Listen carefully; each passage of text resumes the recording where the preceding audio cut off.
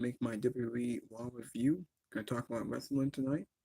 So talk about Monday Night Raw that's almost over. Got like probably 13 minutes left in the show. Now I think we're 2 weeks away from Survivor Series War Games. My video will be like an hour, maybe 2 hours. My video is sponsored by Fightful Pro Wrestling, by JD from New York, the sound off, the Wrestle Talk podcast. I got more on the way, so hit that like button. Leave a comment. Please subscribe to my channel. I'll be back with more. Hope y'all enjoy the video. Might as well show y'all. Hold on.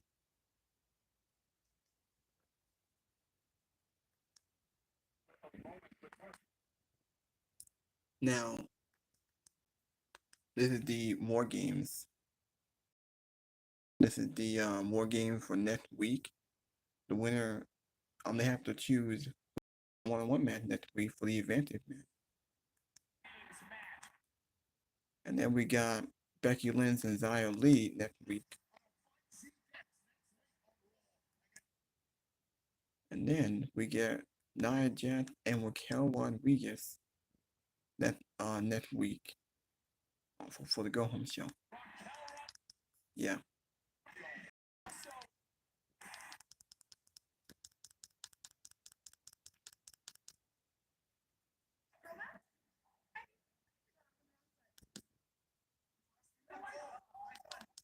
That was a great segment. Indus Sher and Laura Kaiser.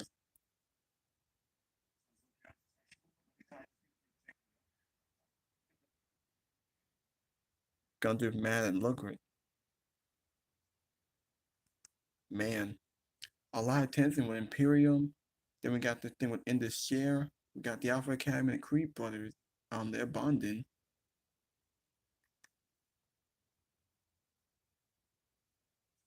Actually, I forgot to show you. There's one more thing I want to show y'all.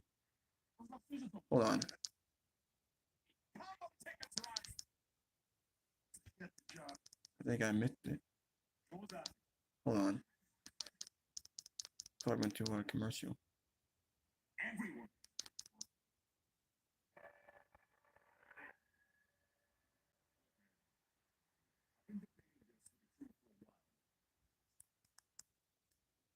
JD McDonough, it would Judgement Day.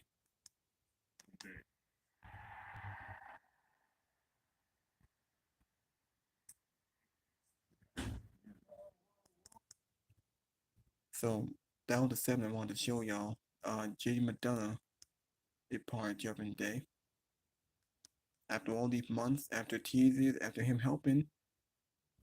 So JD McDonough have been part of Judgement Day, now wearing Judgement Day jacket. Damian Priest will now lead the Judgement Day in War Games. He's the leader for now until we get to War Games. I can't wait to see that.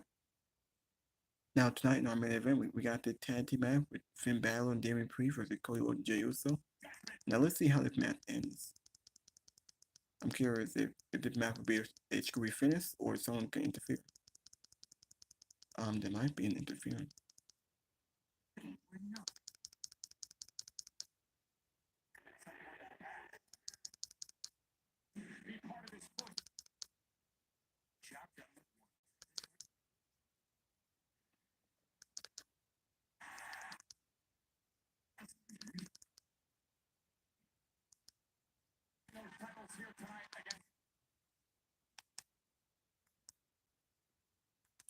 Wait, what?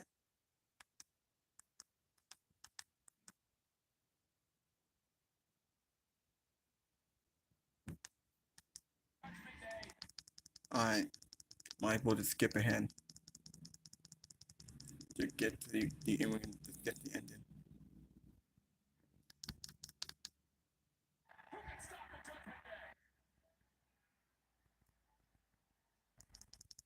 Okay, we're at the commercial. I'm just waiting for this match to be ended. Waiting to see who ends the match. Now, there's no reason for Cody Rhodes and Jey Uso to win. There's no reason for transitional champions. There's no reason to play hot potato with the title. And if they do win, who can beat them? If Cody and Jay gonna show up to SmackDown and try to go after Roman Reigns, I mean that don't make any sense. Because what the plan? That we already saw that. They won the title of the Fast Lane, and Cody showed up on SmackDown on this on the season premiering and had to stare down with Roman Reigns. That was good enough. Why the hell we gotta see it again? And if Cody and Jay do win the titles, who's gonna beat them? It's not gonna be a babyface. What heel team is out there? Imperium in this year? Give me a break. So I hope that doesn't happen because I don't want to see that. Now, anyway, this is how the show started with Judgment Day, Cody, Jay, Sammy, and Seth. They came out to have stare down. He said, "I'm the leader of Judgment Day." I actually love the tease and the tension with Judgment Day and Damien Priest. And then we did get a tag team match with Seth Rollins and Sami Zayn against Jay McDonagh and Dirty Dom. So, like, I just want you guys to know the first minute with D3 segment, we got this opening segment with all four of them, with all eight of them. Then we got the tag team match, and then we got Rhea and Zoe Stark. This took up 40 minutes of the show. Man, they really trying to force Judgment Day and all four of these guys down our throats. Now, this match right here ended in a DQ because Balor, Priest got involved, then Cody and Jay got involved. Adam Pearce said, "Enough is enough. You guys will be banned from ringside, you'll be banned from the arena. Won't we get to the main event?" And then we get Rhea Ripley. She was upset with Adam Pearce making that decision. She got confronted by Zoe Stark. They said a few words, decent. It's setting up for the match at Survivor Series. Can't wait. So I'm curious how this main event is gonna end. Is Cody and Jay gonna win? They're gonna screw finish? I thought Drew McIntyre might get involved, but we did see Drew McIntyre in a segment where he shook Seth Rollins' hand and showed him that. I thought he might turn heel. Maybe he's not. Maybe it's not gonna be a 5-on-5. It may be 4-on-4. Now, what did Drew McIntyre do as a babyface? I think him turning heel is absolutely needed. I don't know what they're gonna do, but something gotta happen. And then, so after the first 40 minutes of these three, then we got some filler matches. Oh yeah, that was the ball that we got. Definitely got banned in pre-war games match ball. But after that, we did get some filler matches, some throwaway matches. Nakamura beat Otis in a very good match. Tegan Knox beat Piper Niven clean. It was like 3 minutes. It was clean, whatever. Tegan Knox is mega over. But crowd is getting behind her. She's getting over. She's doing better.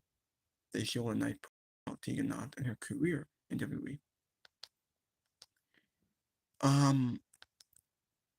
Xia Li defeated Indy Hartwell the same way she beat Candice LeRae last week. She won by a referee stoppage because Indy Hartwell couldn't compete. She takes him out with a devastating kick to where Indy Hartwell compete, and Xia Li went by a ref stoppage. Kind of lazy, lame. This match went like what, 2 minutes? The woman don't get time on this show. And after Xia Li won with this lame finish, Becky Lynch came out and said that she and her are gonna fight next week. As I showed you earlier, that match is gonna happen next week. Xia Li and Becky Lynch. It's just a filler feud for Becky Lynch to get to Rhea Ripley. Now, as I showed earlier, Giovanni Vinci helped Ludwig Kaiser steal a win from Tommaso Ciampa. And that was it.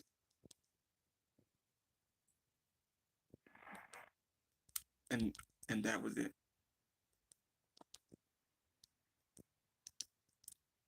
We also got this match.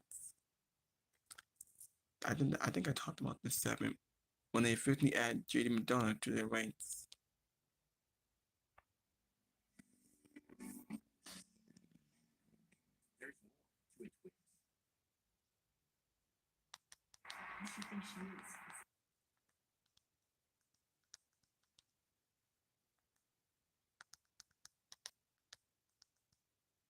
Okay.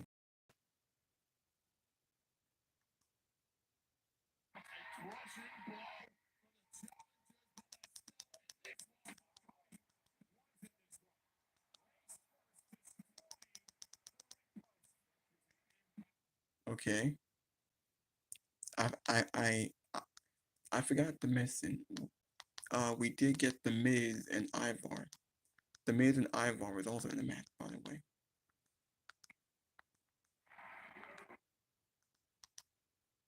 Bronson Reed caught Ivar hit match against the Miz and hit a post match assault on Ivar. So clearly they're setting up Bronson Reed and Ivar.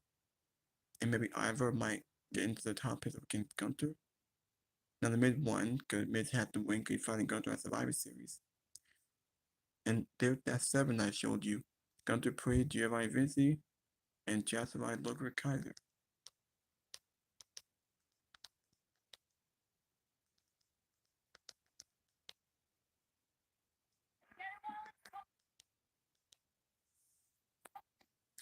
Alright.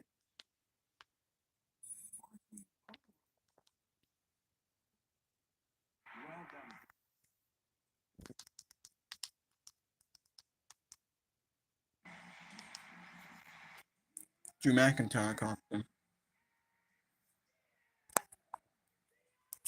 I knew it.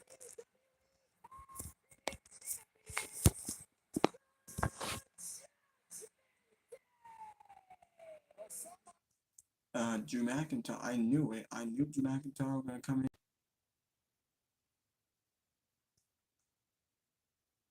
Did he tap Jey Uso or did he tap Cody Rhodes?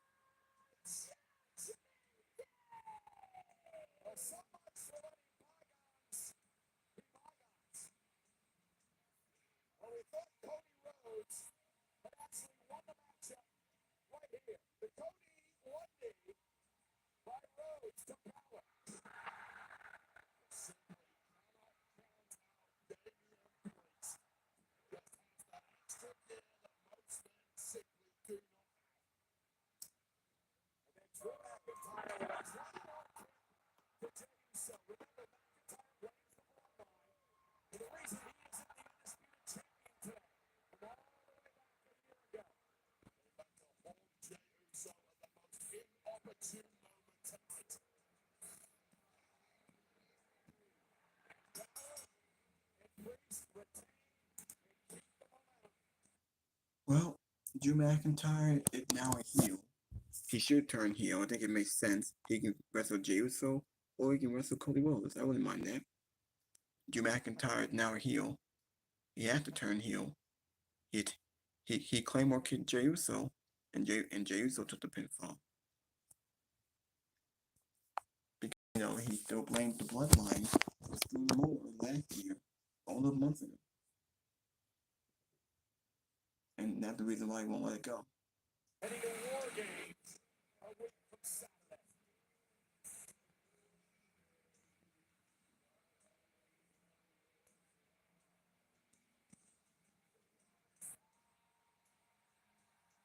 Rhea Ripley. Uh-oh. Look at this face off. Rhea Ripley and Drew McIntyre shaking hands. Uh-oh. Drew McIntyre with the Judgement Day. Wow. That was a great ending. Drew McIntyre. Drew McIntyre with the Judgement Day. So now the Judgement Day has 6 people. We have 6 people now in the Judgement Day. Drew McIntyre just shook Rhea Ripley's hand. That was a great ending. About time Drew McIntyre turns heel. Now, is he going to be in a Judgement Day? Is it going to be a 5-on-5? Or is it still 4-on-4? If it's still 4-on-4, what's stopping Drew from getting involved in the match and interfering? He can still interfere in Survivor Series if he's not going to be in War Games. He was in it last year. He should be in it this year. And if he's in it this year, that means Cody Rhodes needs to add Randy Orton. I think it will be 5-on-5. I think it should be.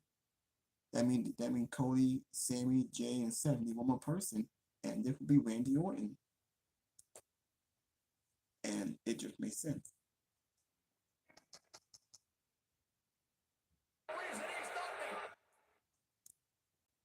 So I thought that was a great ending.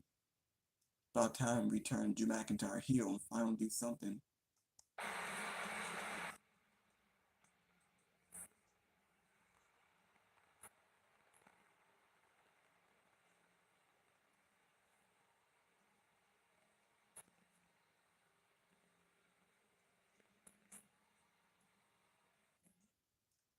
Now, Nick will set some tension with the others, with Balor, Priest, maybe JD. Could JD just join?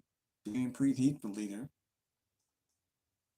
But Rhea Ripley pretty much the leader because she's the one that called for the shot. Seduction.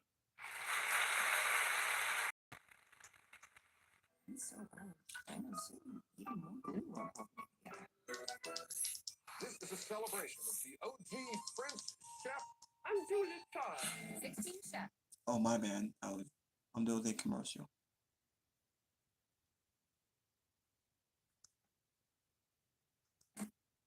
16 chefs compete for a culinary dream trip to France. Bon appetit. Special series, Top, Child's Kitchen. Well, that was a great ending. Drew McIntyre now the heel. I have a feeling that Drew McIntyre is going to be in more games. I think that he will. I think that that's going to be the fifth guy. And then Cody Rhodes is going to call Randy Orton, and then we'll have 5 people. It just makes sense. But who is the real leader? I mean, it's crazy because earlier in the show, Damian Priest said, I'm the leader of Judgment Day. And then we saw those backstage segments. I mean, Damian Priest recruited Jay McDonough, but Rhea Ripley, she's truly the leader. She's the one calling the shots. She's the one pulling the strings. She's the one that recruited Drew McIntyre. So, shouldn't Drew McIntyre be the leader? I mean, Rhea Ripley should be the leader. There's going to be some tension and a big storyline here. Maybe they might set up tension with Drew McIntyre and Damian Priest.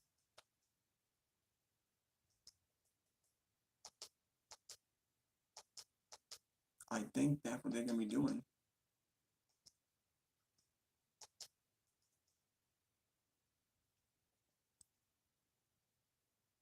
We had a backstage segment after the show was over. Nakamura vowed to unleash his curse against Chad Gable. I guess that could be next week on Raw. Well, damn.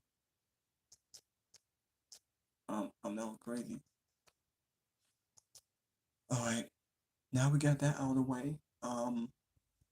If you guys are wondering, I did not do a SmackDown review. I didn't have time to do it because I was out. I was at family issues. I was at a birthday party. I was with my family having a birthday party. So I couldn't do a SmackDown review or an AEW review. But I will talk about that today. Now, SmackDown, the only 2 things that happened on SmackDown, we had 2 big heel turns. Santos Escobar turned on Rey Mysterio. And as you guys know, Kairi Sane came back. She came back at Crown Jewels. She was on SmackDown. She now with the Damage Control. And Asuka turned heel. So now she's with Damage Control. And clearly was setting up more games for the woman. They didn't announce it, but assume it's going to be for the woman. It's going to be Damage Control, Asuka, Kairi, Io, Bayley. Again, Charlotte, Bianca, Shotzi Blackheart. I don't know who the last person is going to be. Maybe it could be Jade Cargill. Maybe it's Zelina Vega. Because since she's on SmackDown. Mia Yim, I don't think that makes sense. But SmackDown, those were the only 2 big things about it.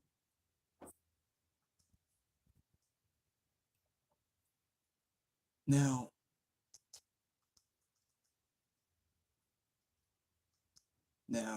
Oh wait, hold on. And for the news and rumors,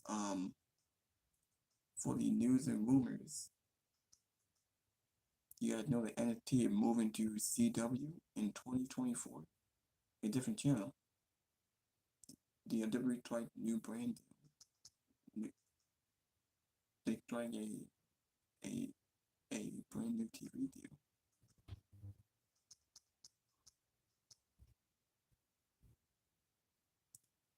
As y'all know that Vince McMahon slowly losing all his power. Vince McMahon selling 8.4 million shares of TKO stocks. This morning's All right, hold on for a second. Star Farms veggie sausage. Best choice. Let me wait. Is Vince McMahon slowly losing? So, as I said, Vince McMahon reload 8.4 million shares of TKO stock this week, roughly around $700 million. Big question is why? What is Vince McMahon up to? Is it cause of concern? Is he getting another business investor?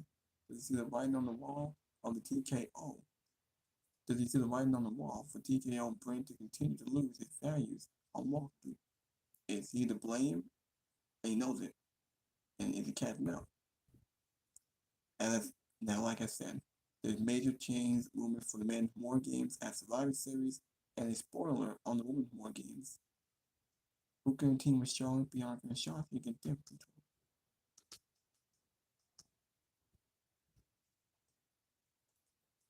Alright. Now, the other news and rumors. Triple H quietly planning Punk's return. The major news that happened this week was that NXT. Triple H reportedly has a WrestleMania ace up his sleeve, and his name is CM Punk. Triple H might have planned for CM Punk for WrestleMania. We feel Punk could be his eighth in the hole when we need him. Also, WWE feels internally with the move to CW Network, NXT would beat AEW Dynamite in the ratings, and Logan Paul retired from boxing and will fully become a WWE superstar. So hopefully coming on TV every week since he's the US champion. Hopefully we see him this Friday. I don't know when.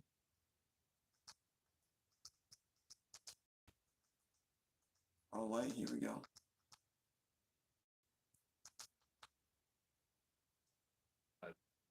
I am like kind of on the fence. Champion Dustin the Bar, and of course the legendary referee Jimmy Corderas. Judgment Day got controlled during the commercial break, and then things started to break down. Seth Rollins. Now, obviously, next week on Raw, Seth Rollins will have a problem with Drew McIntyre, what he did tonight. I don't think Seth Rollins cares all that much about Cody Rhodes not necessarily becoming a tag team champion. We did get main event tonight.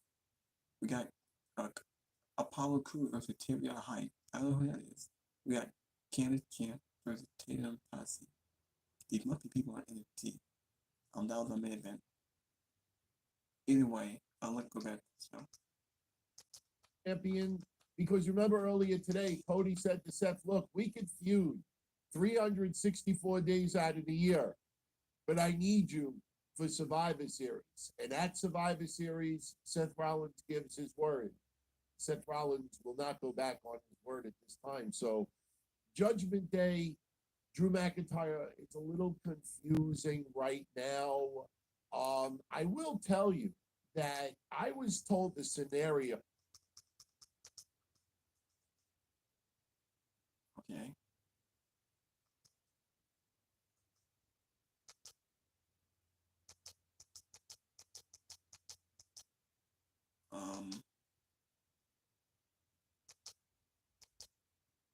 Probably have to wait. We're back with YouTube. Well, it's probably gonna take a while here. have to wait for the other podcast to get on.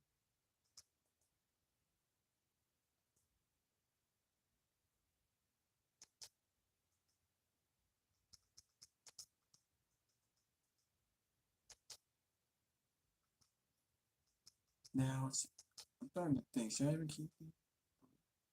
What did the Brawling Brutes do? We are going to see the Brawling Brutes tomorrow on NXT take on Out of the Mud. Terrible.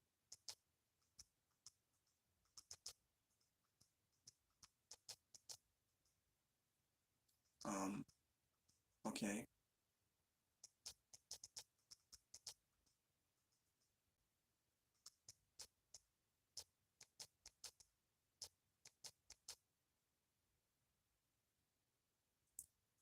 Hoping that we do something, man. Alright. Might go watch someone.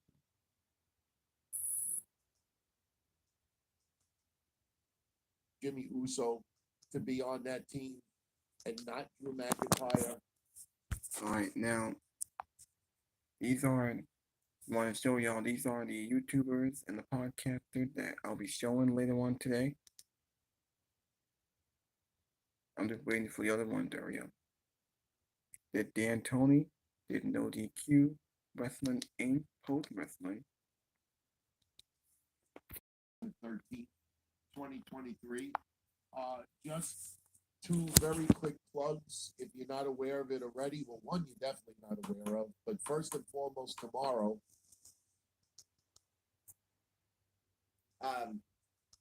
He tried to go for the caterpillar, but Nakamura got to the outside. Okay.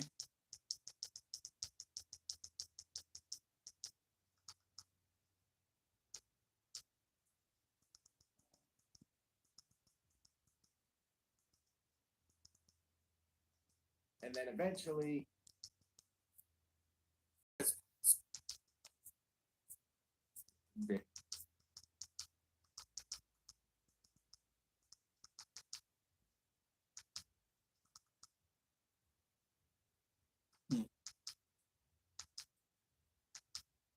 It's probably gonna take a while.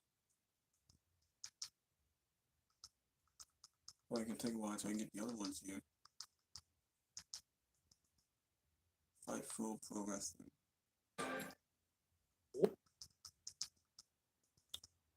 Alright, here we go. Ross Sapp, welcome to Fight. Same couple of weeks coming up. Full gear this weekend. I will be at WrestleCade the week after. I'll tell you more about that later on. But also Survivor Series, lots of good stuff, guys. Make sure you guys check out all the stuff we have at Fightful. We're here every night from Raw, SmackDown, NXT, ROH, Impact, Dynamite, Collision.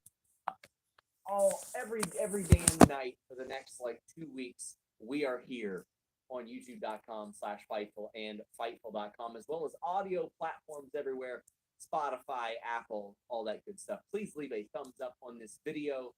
It helps us out a lot. Leave a comment below. What was your favorite thing, least favorite thing about Raw? We've got Denise Salcedo here. Denise, how you doing? Yo, what up? Oh, okay. I don't know. I always feel like I have to try to bring something new to the table. So today it was just like talking from the gut. Really using my stomach to speak. They say that, when you go places, they say you have to talk with your gut. And I guess this is how you do it. You sound like Gender. Randy. Randy up here, Randy. Randy up here. Up here, Randy. Guys. We saw Gender today, so he's relevant. We did. Yes, he is relevant. Guys, get your super chats, your humper chats in. You can do that here at youtube.com/Fightful or humperchats.com. That is our Streamlabs platform. It allows you to leave questions while we're on the air, before we're on the air. Or if you want to leave a question today or Grapsody on Saturday afternoon, well, that helps get it done. We've also got prediction shows this week with Stephanie Chase and next week too, I would imagine. And as I mentioned, next week I will be at WrestleCade in Winston-Salem, North Carolina. I'm going to be doing dozens of interviews along the way. If you have never been to a WrestleCade before, it is something that I would highly encourage you guys to go to. Besides meet and greets, there are incredible shows. Last year, the top 2 in-ring wrestlers in our fan vote for Fightful Select of the year, Speedball Mike Bailey, Dax Harwood took on each other. There was an incredible Briscoes and Kingdom match that happened there. But in addition to the WrestleCade Super Show, you can see Jeff Hardy in concert. You can see the Final Conflict 40 years later, meet and greets with tons of wrestlers. There's Ladies Night Out, just a ton of different things. The Extreme Life of Matt Hardy live with John Alba and Matt Hardy. A ton of stuff there at WrestleCade. I hope to meet so many of you there. But we're here right now. Get your super chats in. Get your humper chats in. If you like getting those in, but you want more, I got a Q&A on Fightful Select every week. I'll brag more about that later on. Let's go ahead and talk about WWE Monday Night Raw. What do you think of this show, Denise? Hey, you know what? I gotta tell you, I thought that Raw started off pretty hot today. I like the way that Raw kicked off, and I felt that they kind of held my interest for a good majority of the show. And it kind of went away a little bit towards the end, but it came back towards the main event. And obviously, with the way that the show closed, I could have thought, all right, you know what? This was not a bad episode of Raw. There was a lot of things that I enjoyed from today's show. KE775 says, who gets turned on first, Priest or Bailey? Well, KE775, it depends on which one takes their bluechew.com and uses the code FIGHTFUL, because that will get anybody turned on. But I'm going to say Priest. I would say Bailey. Yeah, I'm going to say Bailey. You're right. I'm going to go with Bailey. It feels like they've really been planting seeds for that for such a long time. It has to be Bailey at this point. Yeah, I got to agree. RS sends a very generous super chat. Thank you so much. As the storytelling in WWE is amped up lately. Spotlight on the women has been great. Triple H has gone into Mania season early. I wonder if Triple H and HBK have taken time to have a cigar and they reflect on how they're running the business. I don't think there's time for them to chill and smoke a cigar. They both seem incredibly busy. It's so wild that the guys that were getting fined and suspended and punished by Vince McMahon, 27 years ago are running WWE. And not only that, they're booking it significantly better than Vince McMahon has over the last 20 years. I mean, Shawn Michaels has made NXT like a cohesive show that produces stars. Triple H has found his groove in WWE. I am so happy Vince McMahon is not booking the show or having a final say or impeding on creative or anything like that, because even when Raw is bad, it's better than a lot of what we see. A lot of what we sat through for plenty of years, honestly. Like, let's just be real. But I will say this, though, because you brought up Shawn Michaels and Triple H. Shawn Michaels in his press conferences and things that he's done with like the media, he has a very good sense of humor when it comes to all of the things that he has to deal with. And he's kind of like, yeah, I probably deserve this. And he has a really good sense of humor when it comes to that. So it's always something that makes me laugh. We've got plenty to talk about within WWE today. Another high-grossing show. Let me see what the internal live event report that I got the eyes on. It is the highest-grossing Raw in the history of the market. You guys can get more details like this on FightfulSelect.com. Today we had the plans for WWE Raw, the match order, a whole lot of spoilers for this show.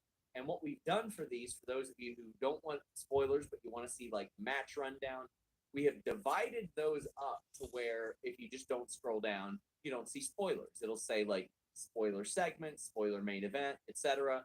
And then you got to go down below the backstage news segment. But then the day after Raw, the day after SmackDown, you also get to see producers and a ton of backstage news that you are only going to see at Fightful Select.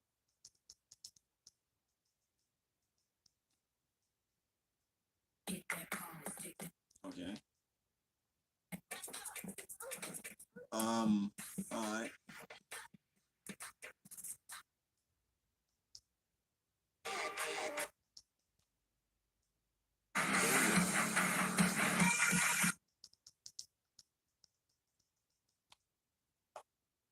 Yeah, I gotta agree with that super chat as well. Like, they have kicked it into high gear. They have done a lot more, and that's with limited resources as far as like Roman Reigns and stuff like that as well. So I think they're doing a much better job.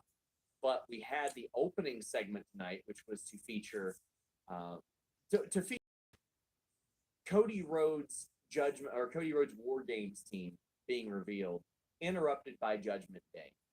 Usually on stuff like this, we will consolidate it all into one thing, but this was such a thread throughout the show with Drew, with JD, with the tag title match, with the tag match we're about to talk about, Denise. Judgment Day was all over the show again, something that we didn't necessarily see in previous weeks. But it's one of those things to where it's finally culminating. It's finally coming to a head, or at least it seems that way.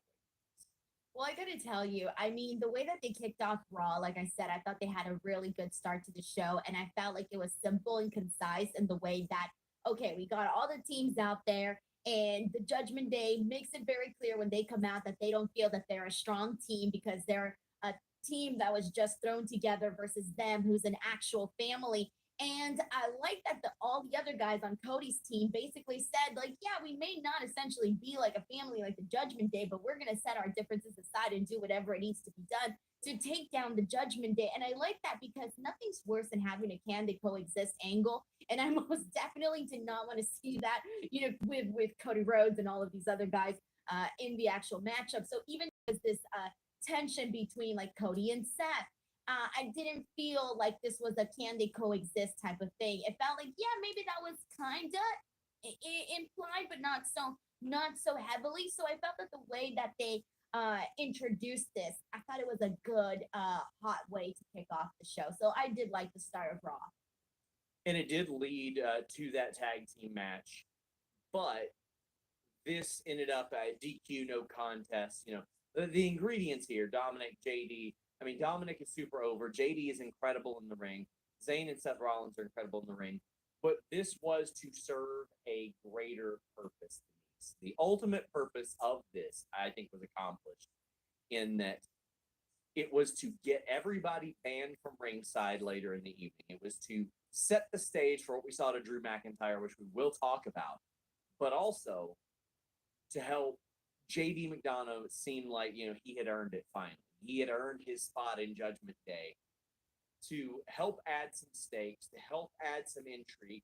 And this is one of those rare DQ no contests where I think it actually ended up benefiting everybody involved because it advanced the storyline throughout so many plot points. Yeah, and even though like we got like a good couple of minutes of this before the actual DQ, because we've been seeing a lot of these guys kind of mix it in the ring and then later on another version of it in the main event, I don't necessarily feel like I felt like, oh man, I really wanted to see this finish off. I'm good because I know what's coming at Survivor Series and I'm okay with waiting for that. And I know they're going to do the freaking advantage match, which we'll talk about in just a second. But with this here, I think the big thing, the big takeaway, and you mentioned already them being banned, but the one for me was JD McDonough actually earning, I guess, officially earning after everything he's done for the Judgment Day, but officially earning his spot with the Judgment Day. And I feel like this has been going on for freaking months at this point, and they really held off on letting JD McDonough officially get into the group. So I think at one point I wasn't even expecting him in the group. I think at one point I just didn't care. I kind of just didn't care. So now the fact that JD McDonough is part of the group, I'm like, okay, finally, here we go. We had a payoff to this story that's been going on for months and months and months. Yeah, as I watched the Denver Broncos almost blow the game on an easy field goal. Good God. I got to agree with you. And later on, we saw JD McDonough finally get inducted. And it's something that Damian Priest wanted to do himself. Now, the Damian Priest element was very interesting because he stood up, he said, I'm the leader, after being taunted a lot. Backstage, he said, my bad. I didn't mean that. However, it's like his teammates looked at that and they said, no. We respect the fact that you owned up to this. And in addition to that, you are our leader for War Games. Like, everybody was in agreement. That undermines a lot of wrestling tropes, and I really appreciate that because we've seen that so many times where it's like, oh, okay, he's pulled himself. They looked at it and they go, no, we respect the fact that you owned up to this, and that is a quality of leadership. So it's good. It is the heels making sense, and it is a great display of why this group is so successful within kayfabe. They haven't let ego undermine them yet, and this was another indication of that. So I thought this was really good. This was smart wrestling programming right here. And later on, Damian Priest sat there and did the thing that he said he was going to do and brought JD McDonough into that group. I thought this added and tied up an awful lot of stuff. Yeah, but did you feel like it kind of felt flat a little bit? I was kind of hoping for JD McDonough's reaction to be like over the moon, right? Because he'd been freaking doing all of the stuff for them for such the longest time. I was just expecting him to be like, yeah, or I don't know, something. It was just like, oh, you're in the group. Oh, cool, thanks. Yeah, whatever. It was very, very flat in that sense where I'm like, this took months of build up, and the moment actually kind of fell a little flat there. I would like to see him crack a little smile, like maybe a little, maybe one of those. Maybe one of those. I like anything. Say that's edited, right? Yeah. See, you have to say, you have to ask. If it wasn't, watch, put it back up on the screen. Put it back up on the screen. If it wasn't for the beard, I wasn't too sure. Listen, I think he's got short arms. I think that's really, his head's a little bit bigger. He's got shorter arms. Because, like, he's not like a short guy. And I've never seen JD McDonough in person, up close or anything. Whatever it is,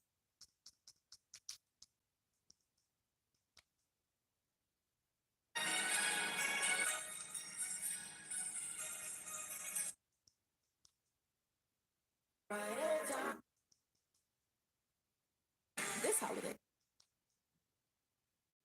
and Adam Pearce goes at Rhea Ripley as well during the in-ring promo. I like this. This is kind of like Angelica on Rugrats getting put in her place, right? Like, she thinks that whatever she says goes. That isn't how it goes. Adam Pearce is tired of these damn kids running all over his show, and he's putting them in timeout. So he would be Tommy's dad? Stu Pickles? Yeah. Yeah, Stu Pickles, right? I was Really? trying to think. I was Talking like, about Mr. Rugrats. Pickles. I couldn't remember his first name. Stu Yeah. Pickles. Yeah, he would be Stu Pickles. But, well, speaking of, like, mainstream, we did have him quote a line from Gone with the Wind. Yeah, he did. He did. Yeah, I popped for that one. I was like, oh. That's good. Yeah. Rock Hard Joel Wood says one thing about Triple H is that he stays committed to giving someone time to develop, even if the crowd reaction isn't there. He doesn't just pull the plug if they don't blow the roof off right away. So this is something that we had actually reported on Fightful Select maybe earlier this year. Denise, do you remember when those incorrect reports of like, oh, well, WWE is underwhelmed by some of their re-signings and all? I reached out to a bunch of the re-signings. I reached out to WWE in the office. I reached out to a whole lot of people, and there was a very interesting method that we were told about that got relayed to Fightful Select. It was Triple H's goal was that he wanted each of these people to be more over every single time they come to a particular building. So the next time they come to DC to this building, he wants JD McDonough to be a little bit more over. He wants DIY to be a little bit more over. Then the next time he wants them to be more over, and then more over. It is like a progressive build. And that's something sort of we're seeing where some of the women's matches tonight from a crowd audio standpoint fell flat for sure.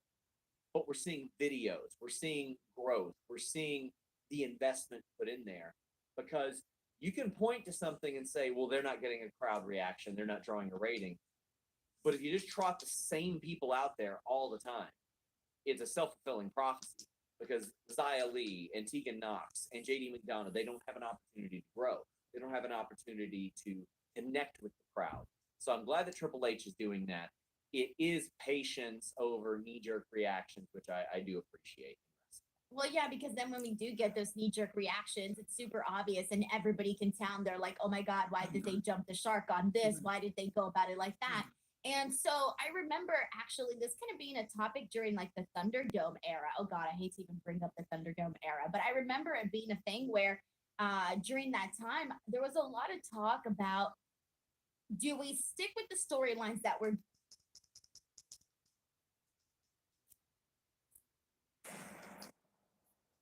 Salamat, the sound off is on.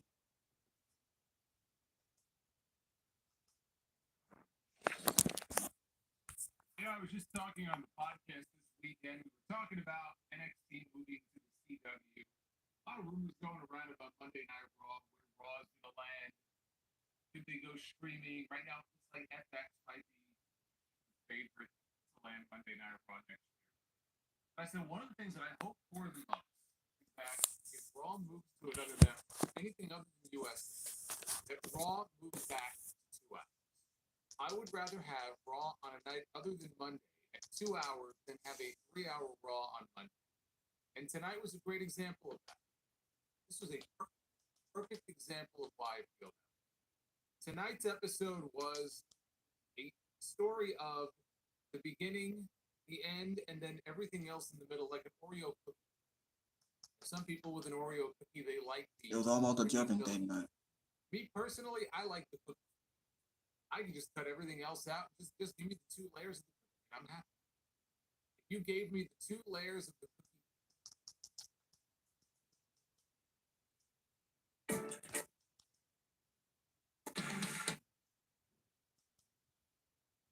carried by the Judgment Day, it was carried by the main event, and the angle at the end of the show.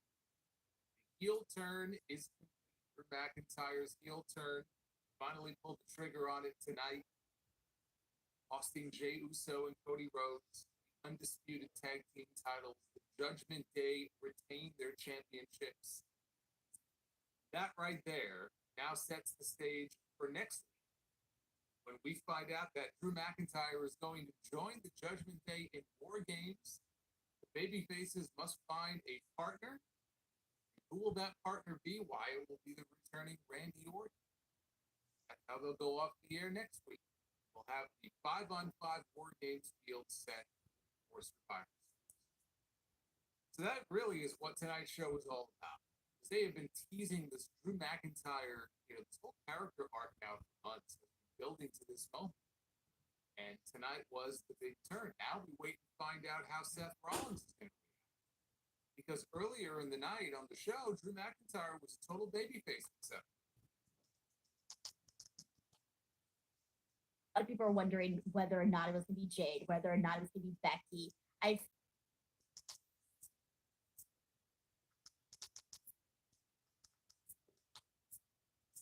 The moment, and I would like it. Honestly, I would like it.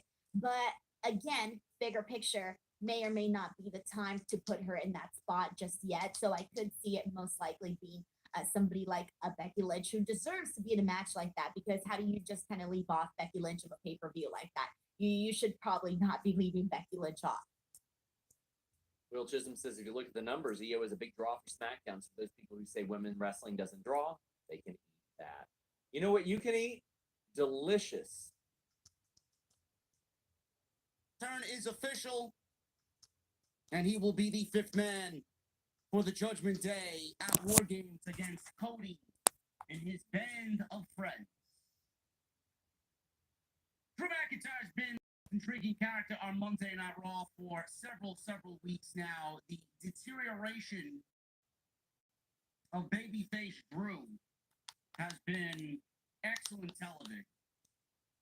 And it kind of came to a climax at the Crown Jewel show. Saudi, when he wrestled Seth Rollins for the World Heavyweight Championship. Probably the best championship match that Seth Rollins has had in his entire reign so far this year. I think a lot of people kind of felt that with that, it was going to get a lot worse for Drew McIntyre. Right? Work in progress. He's put them back together finally on the main roster, and he's trying to...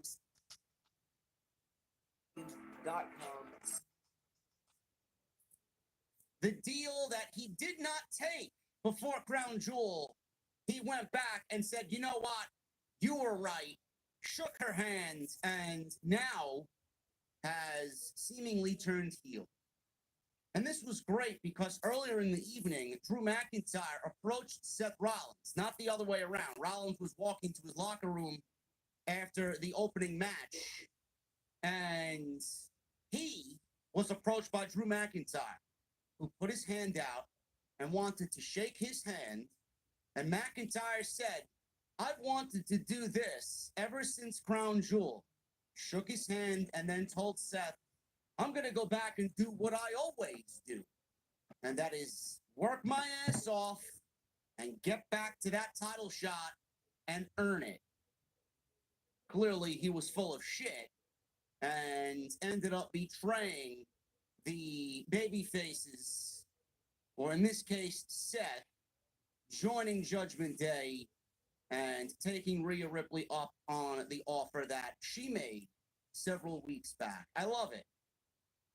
I love it. It was great. Now, this is definitely concrete evidence, and I guess we're going to live with this. I still don't agree with it, but we're going to have to live with it because nothing is really going to change from this point on. SmackDown is getting a War Games via the ladies, and Monday night is getting a War Games via this match, the Judgment Day versus Cody. Now, it can, obviously, you see it working out.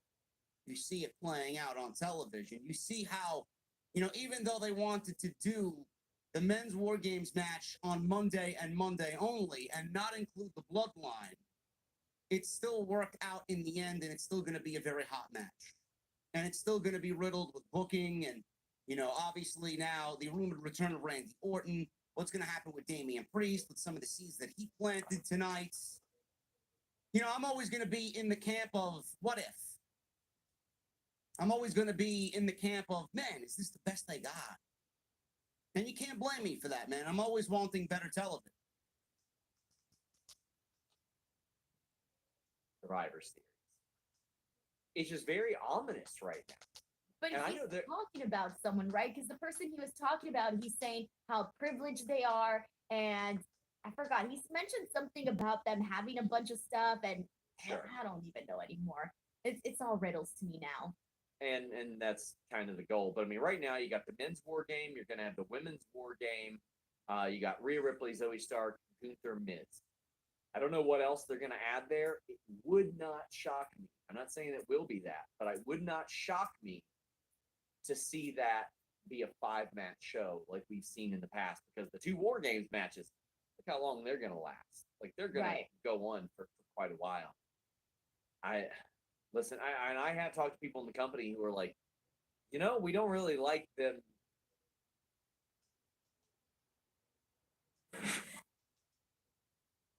Olive Gardens never. Not CM Punk. No, it's not CM Punk. Yeah. I don't think CM Punk is showing up at Survivor Series. I think you guys need to get that out of your fucking heads. CM Punk is not showing up in Chicago. If he does, again, I'll fucking take the hat off and I'll do the review without a fucking hat on.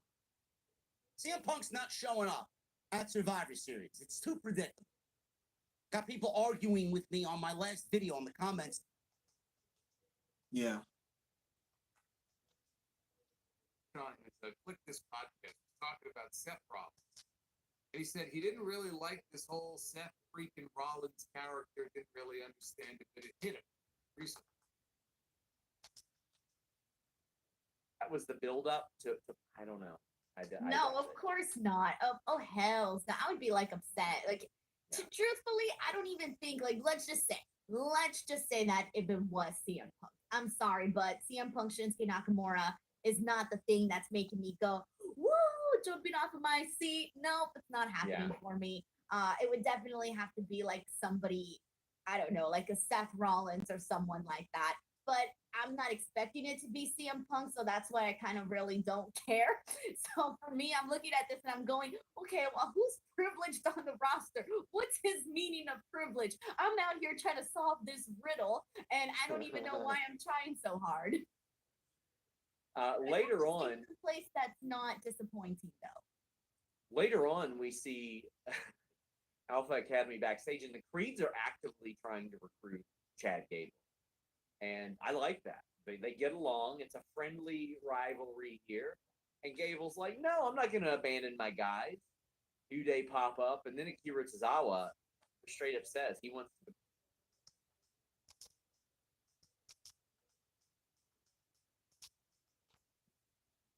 Orton is going to be at Survivor Series, and he's going to be in this War Games match. Now, there are two things that could potentially stop WWE from making this decision. Number one, do you want to put Randy Orton in a War Games match after he has back surgery and was out for a year and a half? Kind of a risky move, if you want to be blunt about it. But he certainly does fit. The other thing, as to why it might not be Randy Orton, and where they may plug Randy Orton. Shinsuke Nakamura's calling out somebody. Who the fuck's he calling out? Nakamura is doing what exactly? Is Nakamura going to be at Survivor Series? I don't really think so. Maybe they give him Chad Gable after what we saw tonight. But the rumor was, or speculation was in the IWC, that Nakamura has been kind of teasing somebody to call him out, and that person's going to be Randy Orton. I mean, I don't really see what the fucking benefit is. Exactly. Nakamura, you know, you want to build him up after he lost to Rollins twice. Having him wrestle Randy Orton at Survivor Series doesn't really do much for Nakamura. What the fuck does that accomplish? I don't like that booking decision at all. Randy Orton comes back to squash Nakamura. Meanwhile, here we are trying to rebuild this guy as a killer on Monday night, and you want to fucking have him thrown in there against Randy Orton to inevitably lose. Whoever came up with that fucking booking decision, thank Christ they're not running creative, because that...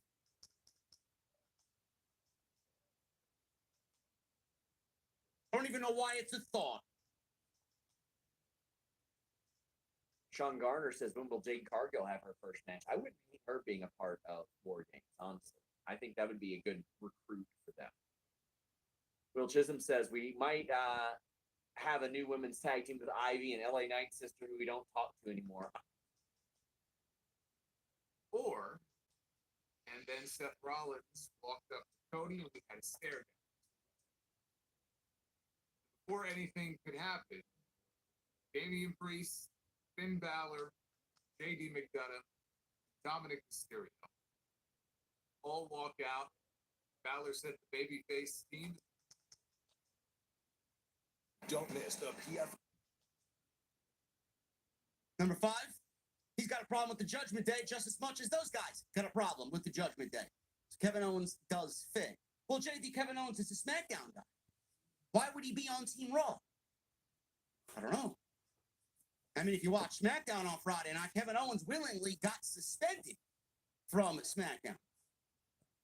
Kevin Owens went to Nick Aldis to do commentary on Friday night to fill in for Corey Graves, who was home with his wife because they just had a baby. So Kevin Owens filled in for Corey Graves. Nick Aldis says, sure, just don't get involved in anything because you're there to do commentary and commentary only. If you do, you are suspended. He laid down the law. Kevin Owens was riled up by Austin Theory and Grayson Waller on Friday night and said, you know what, I'm going to get myself suspended. So now what this could realistically lead to is clearly Kevin Owens is not going to be at Survivor Series on the SmackDown brand. Maybe he meanders over to Monday Night Raw, joins his good friend Sami Zayn and his good friend Cody Rhodes, seeing that they need a fifth for the Judgment Day in War Games, and he joins Team Cody. Maybe Adam Pearce says, you know what, you got suspended over there, I'm going to bring you over here, and I'm going to put you on Team Cody because they need a fifth. Nick Aldis has a problem with that, and Nick Aldis goes to Adam Pearce, and he sees Adam Pearce kind of doing what he wants to do with his talent. Nick Aldis says, all right, you took Kevin Owens from Monday Night Raw's team to battle the Judgment Day. You got to give me somebody in return over here on Friday night, which leads to the rumor of Becky Lynch joining the babyfaces against Damage Control at War Games. Now, the rumor is Becky Lynch is going to join Team Bianca against Damage Control. Becky Lynch has nothing to do with Damage Control. Becky Lynch doesn't make sense in that match against Damage Control. She has nothing to do with any of those women at all. She has history with Bianca. She has history with Charlotte, but that's about it. I don't know how else you swing it, but Becky doesn't make sense there. Nick Aldis can say, hey, I want Becky. Kevin Owens on Raw, Becky on SmackDown. I don't know the context of that. There might be more than one. So I'll ask. K77 saying how DIY, Candice, and Indy are being booked makes me sad. Hopefully they can be fixed. On the other hand, Tegan gaining momentum is cool. Well, I mean, we'll see how this sort of unfolds with DIY, Candice, and Indy, but Tegan needed a win. Tegan really needed a win to help solidify herself, and she did that. Denise, I've got questions here. Sheldon says the woman really picked the. Every single important decision that is made by the judgment is made by Rhea Ripley, where Rhea Ripley is in the middle. Rhea Ripley is making decisions that Finn Balor and Damian Priest and Dominic just go along with. Now, I don't know about you, but that's the definition of a leader. I'm slightly excited for Gunther and The Miz just to see what The Miz does with somebody in the ring like Gunther. I have a feeling they're going to deliver a low-key banger match. WWE's trying to sell us on, The Miz knows how to wrestle. Great. He's been there for how long? Almost 20 years? He should know how to wrestle. But that doesn't mean I'm going to become a fan of The Miz overnight. The Miz is not really entertaining. I know. It was just one of those things. What can I say? Did you see my picks? Like the ones I actually. Well, that's news to me. If it started 6 hours ago. I'll tell you what. If the stream started 6 hours ago, then we should be doing a hell of a lot better than 275 likes. I'll tell you that. So get those likes up. Jeez, I didn't realize. Sit here for 6 hours streaming. I was to hit the button fast. I don't know. YouTube. Look, this is the same platform. Was it last week or the week before? I put the streaming page up. It was like 3 hours before I even went live. And I think it was Fire Panda. The chat pointed out that it said the video had 138,000 likes. Now, I get some really nice support here on the chat. But if I ever show up here 4 hours before the show goes on the air, and I have 138,000 likes, I will do. You remember the old television show Perfect Strangers? I will strip down and do the dance of joy on camera. I look over one day and see that we have 138,000 likes. So YouTube has been glitching out. Like, I don't know what the fuck is going on with YouTube, but it's been very wonky. I don't know what's going on. So you better hope we don't get 138,000 likes, because ain't nobody going to want to see that. I'll tell you that right now. Anyway, Dominic did the Three Amigos. Perfect Strangers. What a great show. Dominic did the Three Amigos. Michael Cole referenced Eddie Guerrero. For those who do not know, today is the 18-year anniversary. Passing of Eddie Guerrero. Almost 20 years. Eddie Guerrero. Slash fight.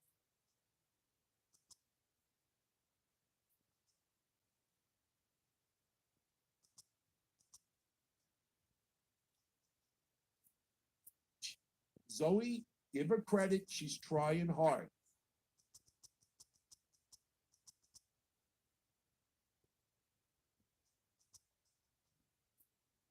Nick Aldis as brand specific Jeep.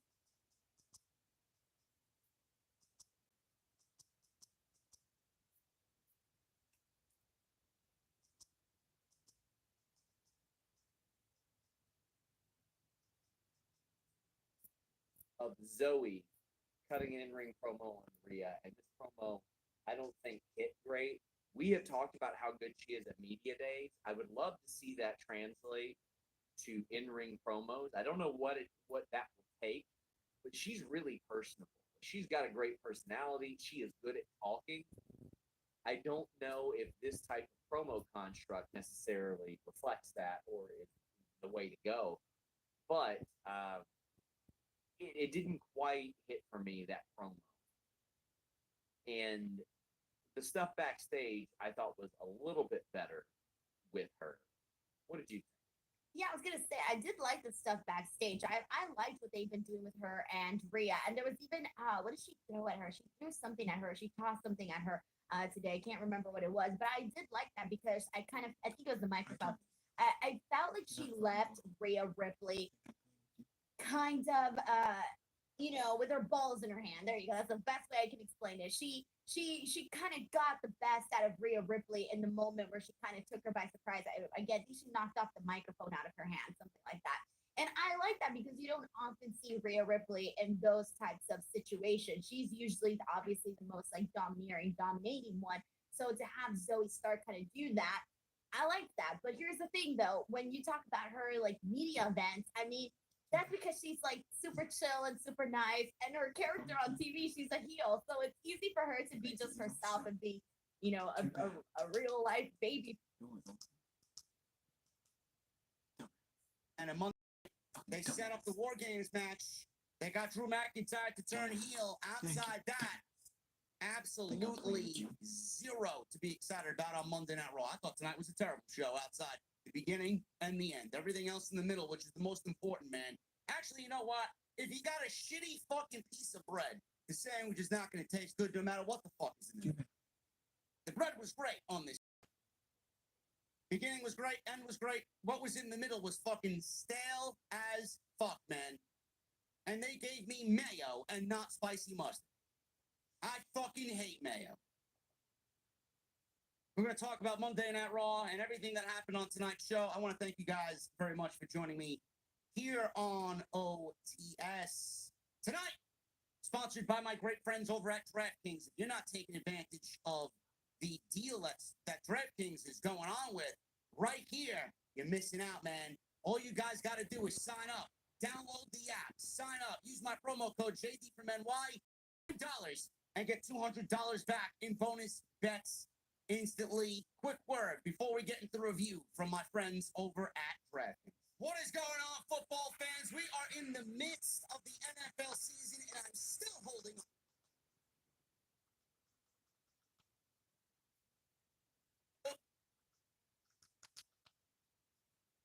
And Ripley said, look, I'm not overlooking. Okay.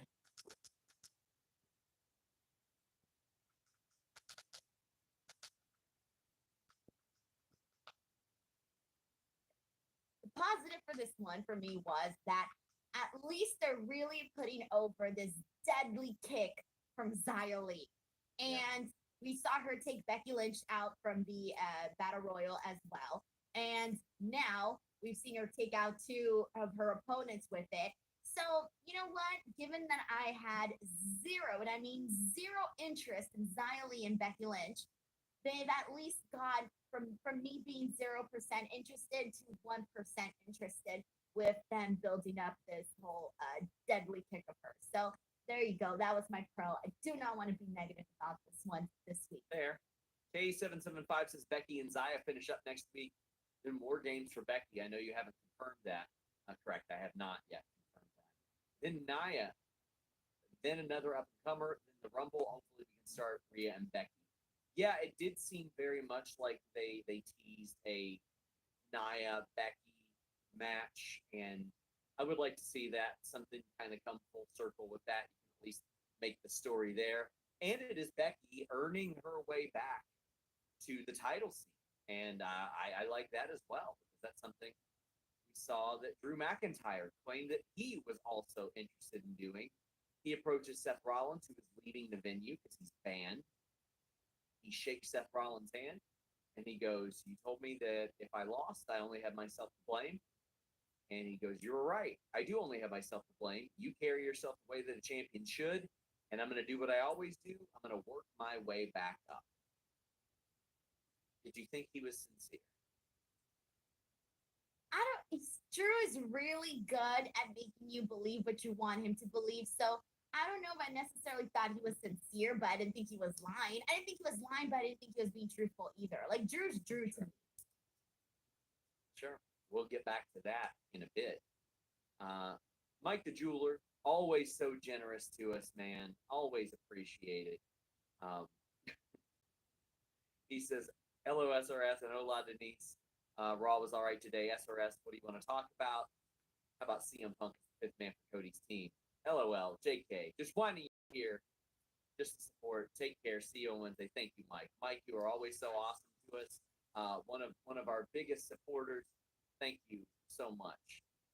Call Me says Ivy and Maxine would be hype AF. We need more women's tag teams. Kira and Otis would be a great tag team as well. Split the men's belts. So I'm okay with them keeping the tag titles together. I just want to see some sort of tag scene developing on each show.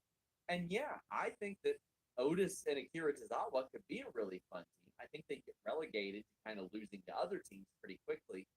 But the big guy, little guy team, I think, is tried and true. And I think they would be a nice change of pace from Gable, who very clearly is over in singles capacity as well.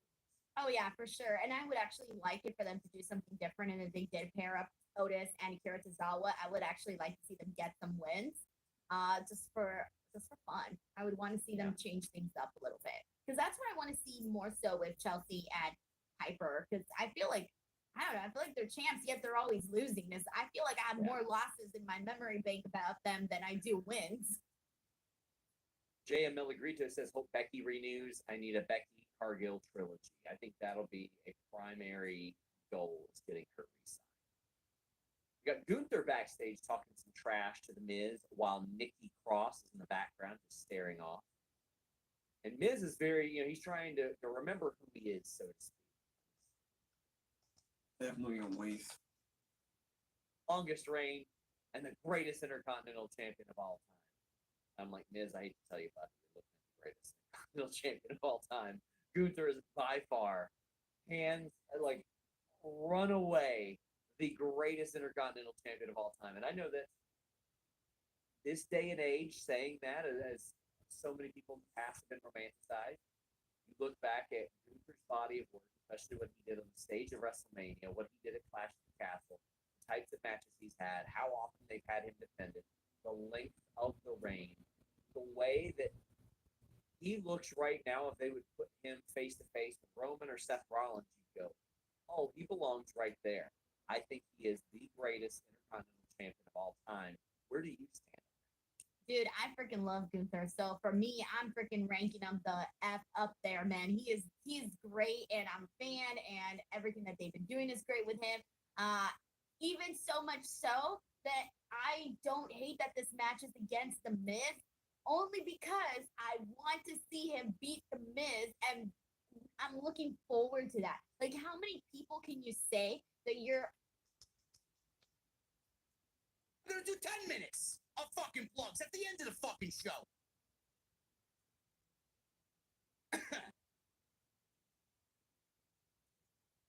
Cody Rhodes. He starts Monday Night Raw. Like, I'm not here for 2.5 fucking hours, right?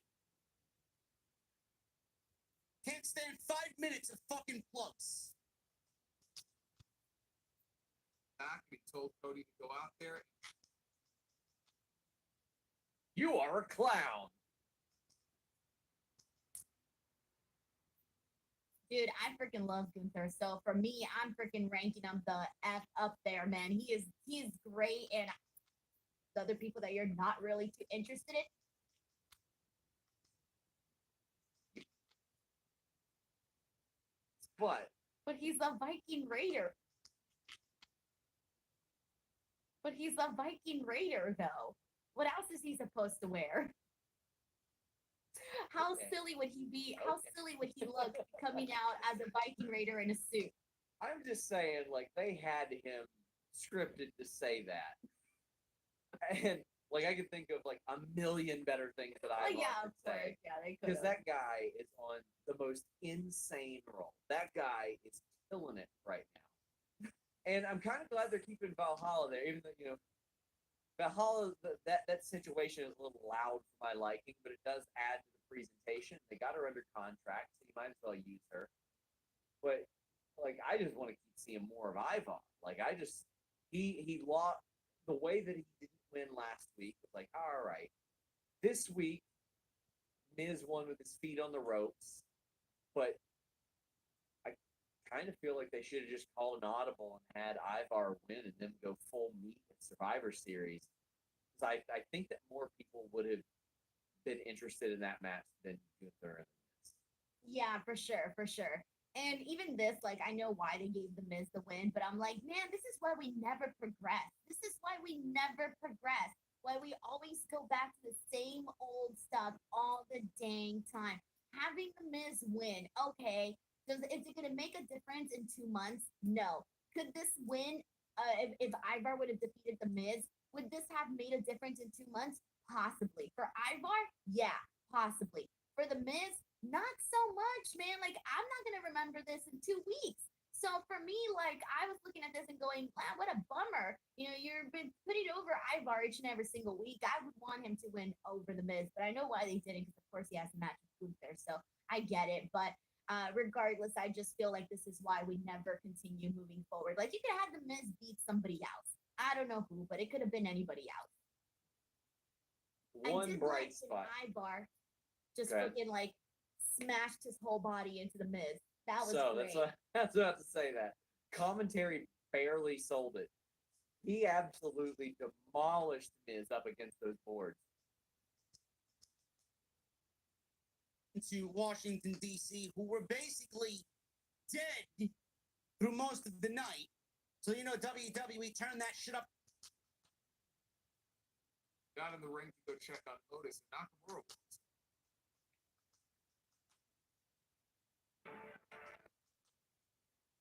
Or somebody was just re-signed and was gone for a little while. I mean, the smoke. Without Mommy, who he called their leader.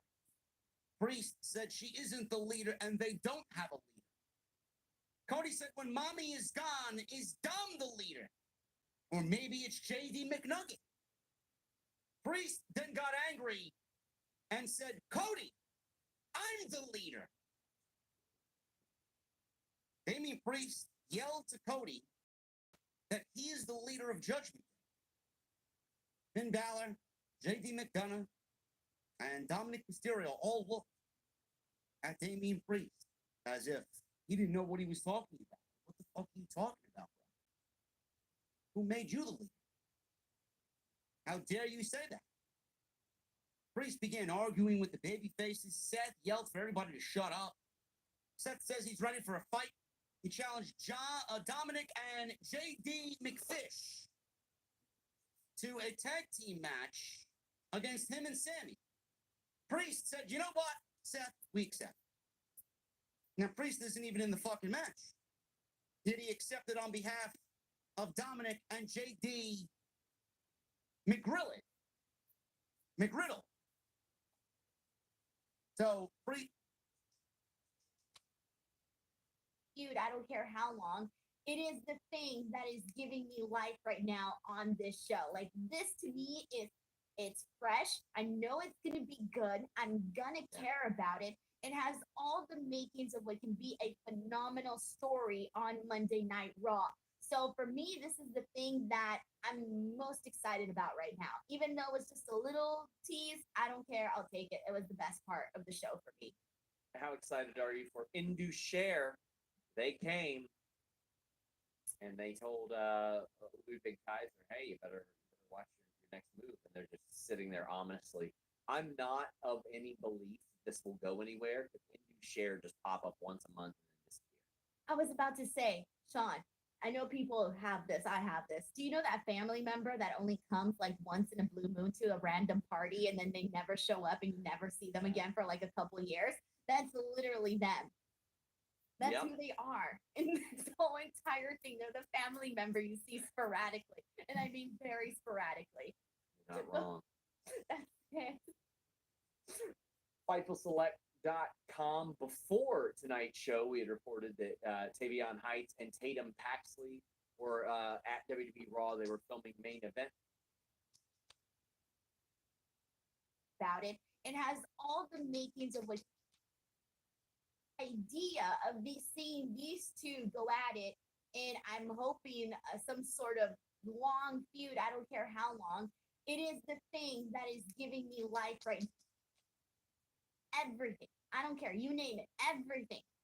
Nothing got me more excited then this Gunther Ludwig Kaiser situation where Gunther is officially kind of like fed up. He's fed up. There's a problem there. There's tension, and the idea of seeing these two go at it, and I'm hoping some sort of long feud. I don't care how long. It is the thing that is giving me life right now on this show. Like, All of our interviews and features. Hour of Monday Night Raw. We wasted the first 15 minutes, first 20 minutes to set up this tag team match, and then we get a 10-minute tag team match that goes to a DQ. Pardon me while I Exactly. seem unenthused about having my time wasted. Exactly. We go through that entire open, which was a decent sell for War Games. But it also set up the tag team match that we got here, and the tag team match went no. It didn't swing momentum to Judgment Day. It didn't swing momentum to the baby faces. This is what War Games is about. They should be going back and forth. They're on the brink of war. Yet we get a DQ after 30 minutes of the open of the show. It's just completely wasted. Great. Rollins set up for the curb stomp. They aired a video pack before the match on mcdonagh, where she said that she's been defined. Getting that magic back. I think a lot of it is going back with what brought them to the dance, which is outstanding in-ring wrestling that other people can't deliver, and then building stories around that. And I think they have realized that is the method to go. But as far as Ric Flair, I believe he's set for an upcoming collision. He's not supposed to be there every week, but I think he's set. when they said that he was his gift, I thought he was gonna be like joined to the hip with him, like a Me little too. keychain or something. Me too. Bizarro Big L sent a couple. Said Denise, Vikings didn't wear horns or crows. Viking Raiders are just as legit as Minnesota for Vikings. They wore pretty plain helmets with metal studs on top. Him wearing gear for Odin is funny considering the crows tell the future, and Odin dies anyway. Well, you learn something every day here on the Obviously, Fight I don't for know what Wrestling the podcast. Vikings wore. You, Sorry. thank you, Bizarro Big L. He says tonight is frustrating. Why am I supposed to fear Shinsuke and Drew when they just lost or need outside help? Ciampa's foot was under the ropes during the pin. Zaya's kicks looked great, but the deer blade dance is too much. Just lean into the martial arts.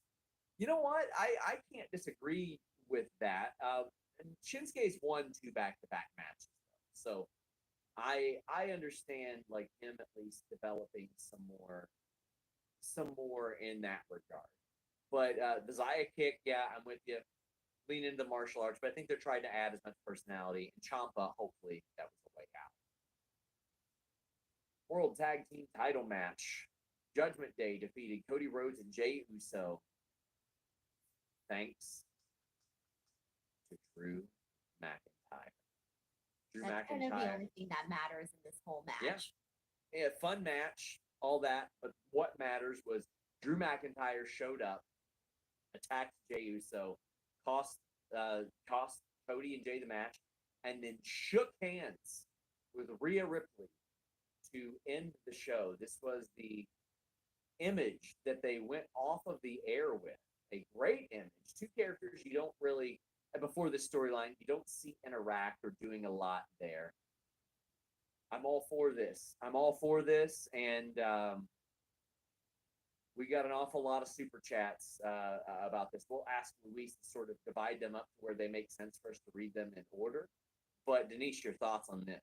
Well, I'll keep it short and simple because this one here is, look, Rhea Ripley has been, as we know, the leader of the Judgment Day, regardless of what people say.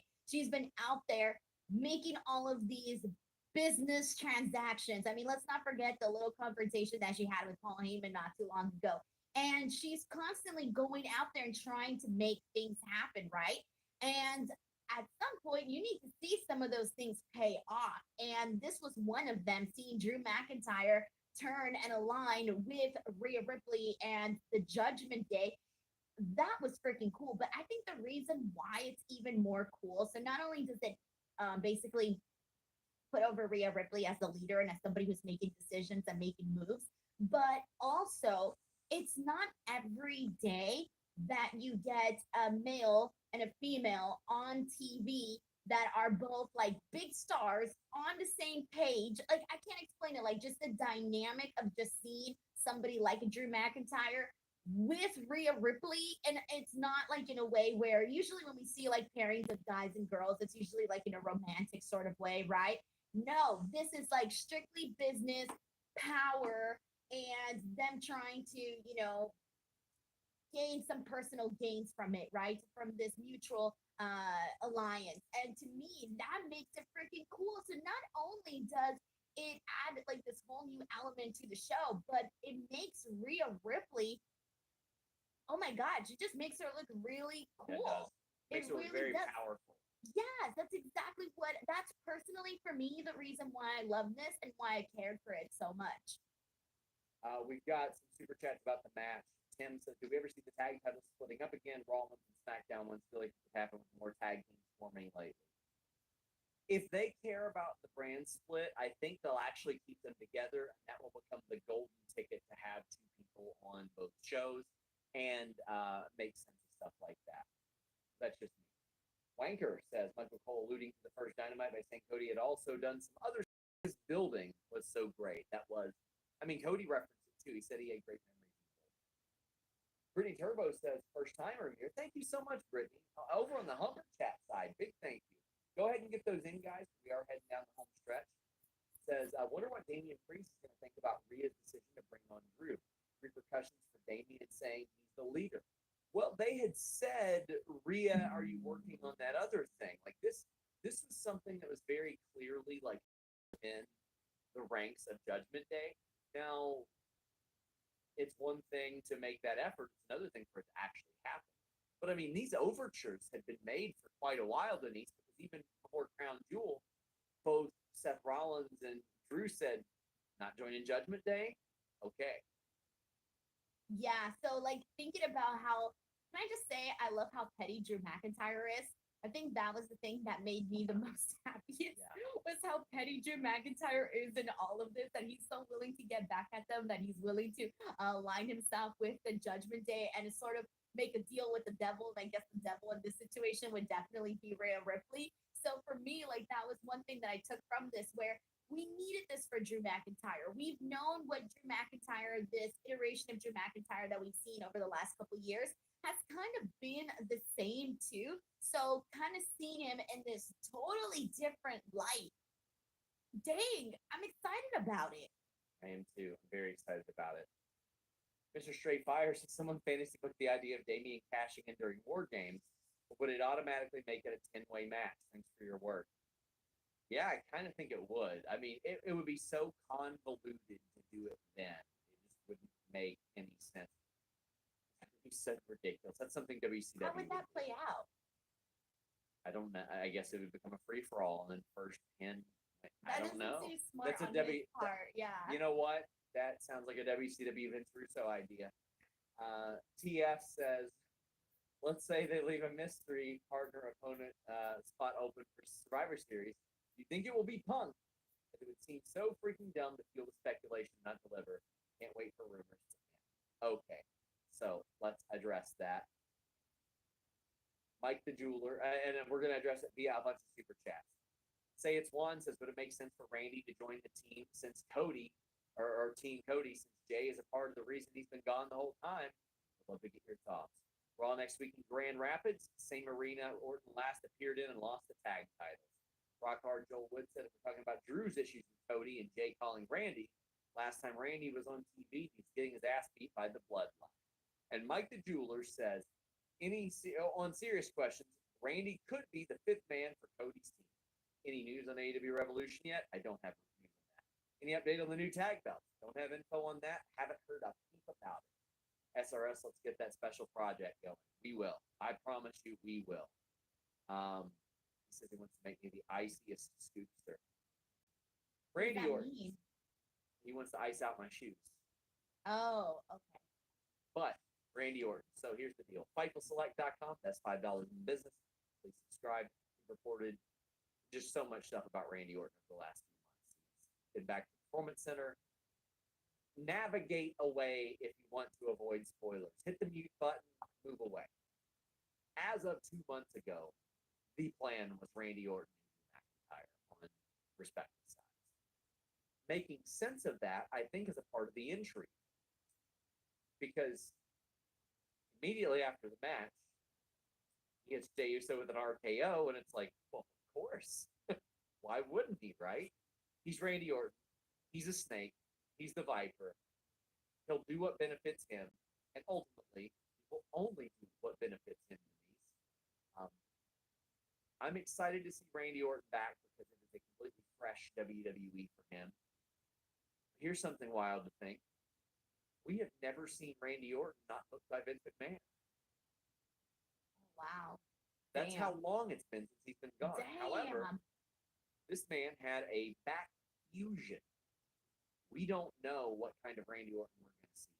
A lot of that can be hidden in War Games. I would like to believe that we're going to see Randy as good as ever, but the reality is we don't know. I hope so, but it's going to be something that we got our eye on, obviously. Man is 43, going on 44, with a fused back, and has been wrestling for 22, 23 years, and has missed 20 months. Wasn't it said also that his doctor said that he probably shouldn't be wrestling anymore? Yes, and he was adamant that he wanted to wrestle. So I feel like we should just be thankful that we get what we get if and when Randy. I'm glad the man can live comfortably, assuming Yeah. that he can. Assuming that he can, because his spinal fusion is just a horrible thing to go through. From a storyline perspective, he's there for his dude Cody. That's it. But he's going to get his, like, with Jay. And how's Cody going to react to that? I don't know, but I'm really interested to find out, because this, to me, is the gap that you bridge between now and Royal Rumble season. 2 months of Cody, Jay, Randy, and all the chaos going on around that. And Drew McIntyre just sitting back and giggling at all them for, going through all this stuff and saying, see, I was right about Jay. You can't trust him. Nobody trusts him. Randy doesn't even trust him. Look at the issues he's causing Randy and Cody even. There's an awful lot of moving parts here that I'm very interested to see unfold. And this could add so much more life even to just Cody's story, period, because I'm really kind of over and done with this whole Judgment Day thing for him. And I'm excited for this to culminate at War Games. And clearly we're all waiting to see where we end up at WrestleMania 40 for Cody Rhodes. And he's going to have to be involved in some good stuff, man. And it's not Dude it just flat can't out- be this.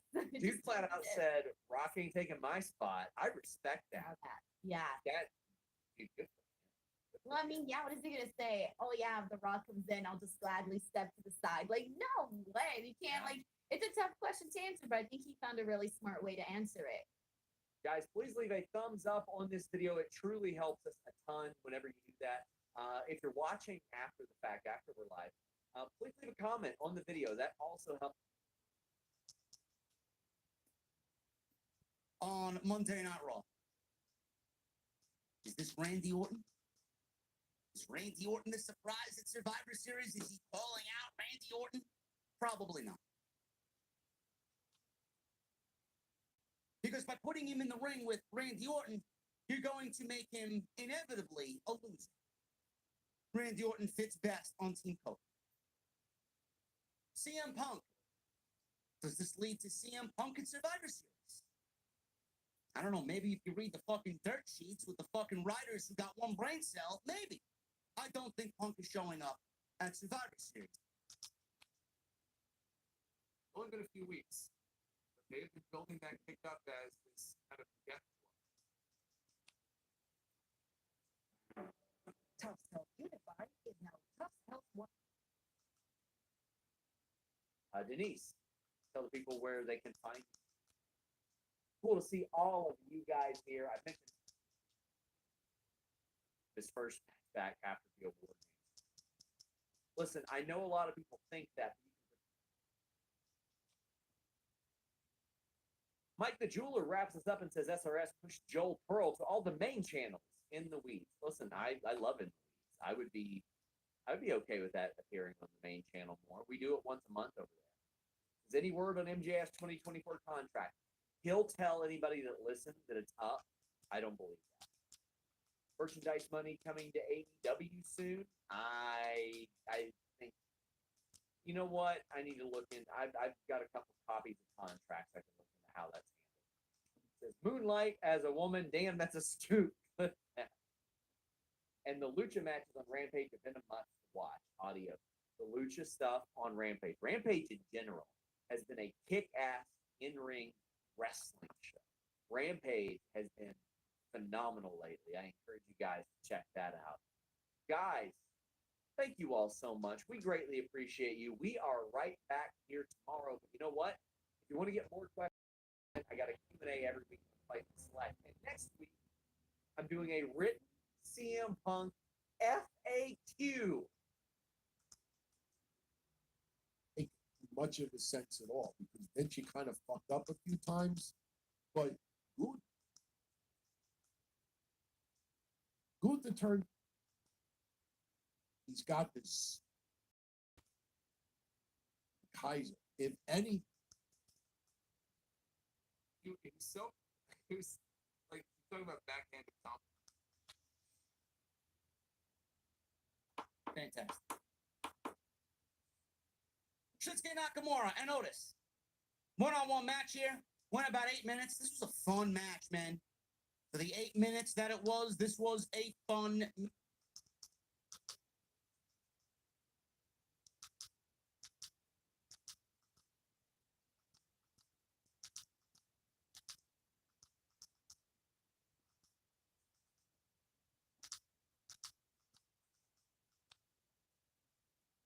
It's always great to do these in person. We got into a lot of interesting topics. I always enjoy those shows. We Academy in he knows exactly who he's building. He said whatever. He's got big.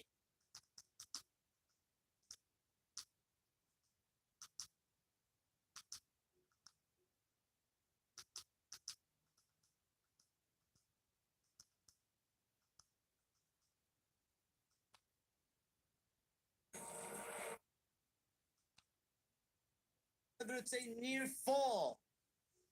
Otis has the crowd in the palm of his hand, man. It's great. It's great. Otis is great. Gable's great. Alpha Academy is great. Love them.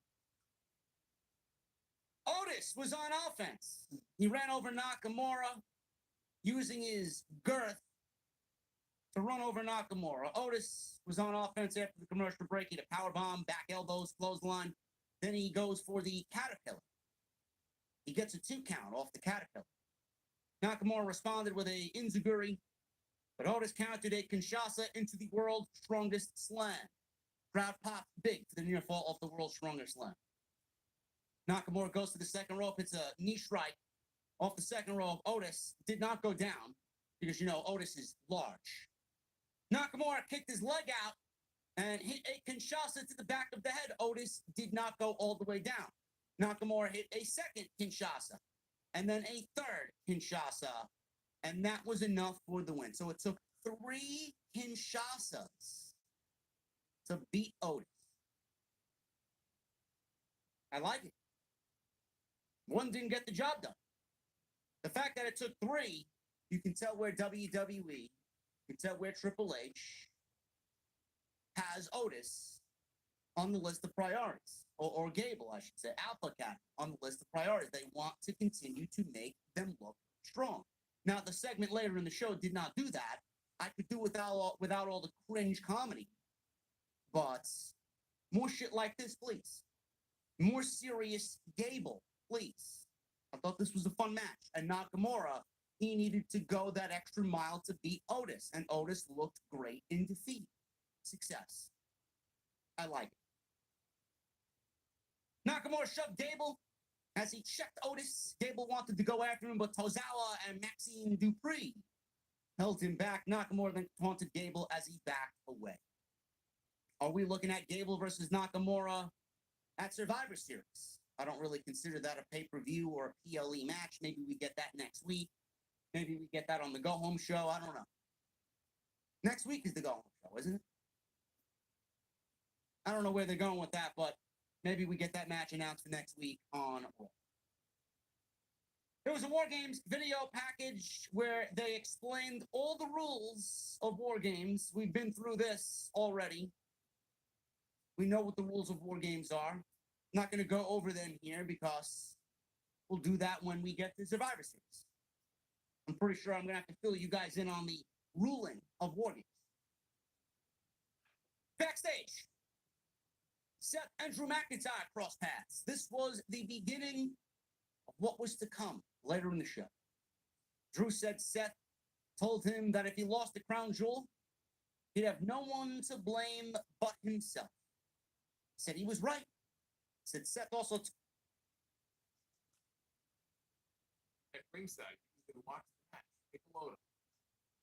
After a commercial, Ivar hit a backbreaker and a sit-out powerbomb for 2. Miz hit a DDT for a near fall, followed by yes hits. Crowd was chanting yes right along with it. Ivar distracted the referee as Valhalla gave Miz a cheap shot. Ivar connected with a roundhouse kick too. They ended up on the ropes. Miz looked like he was setting up for a skull-crushing finale off the ropes. Ivar countered into a world's strongest slam from the middle rope.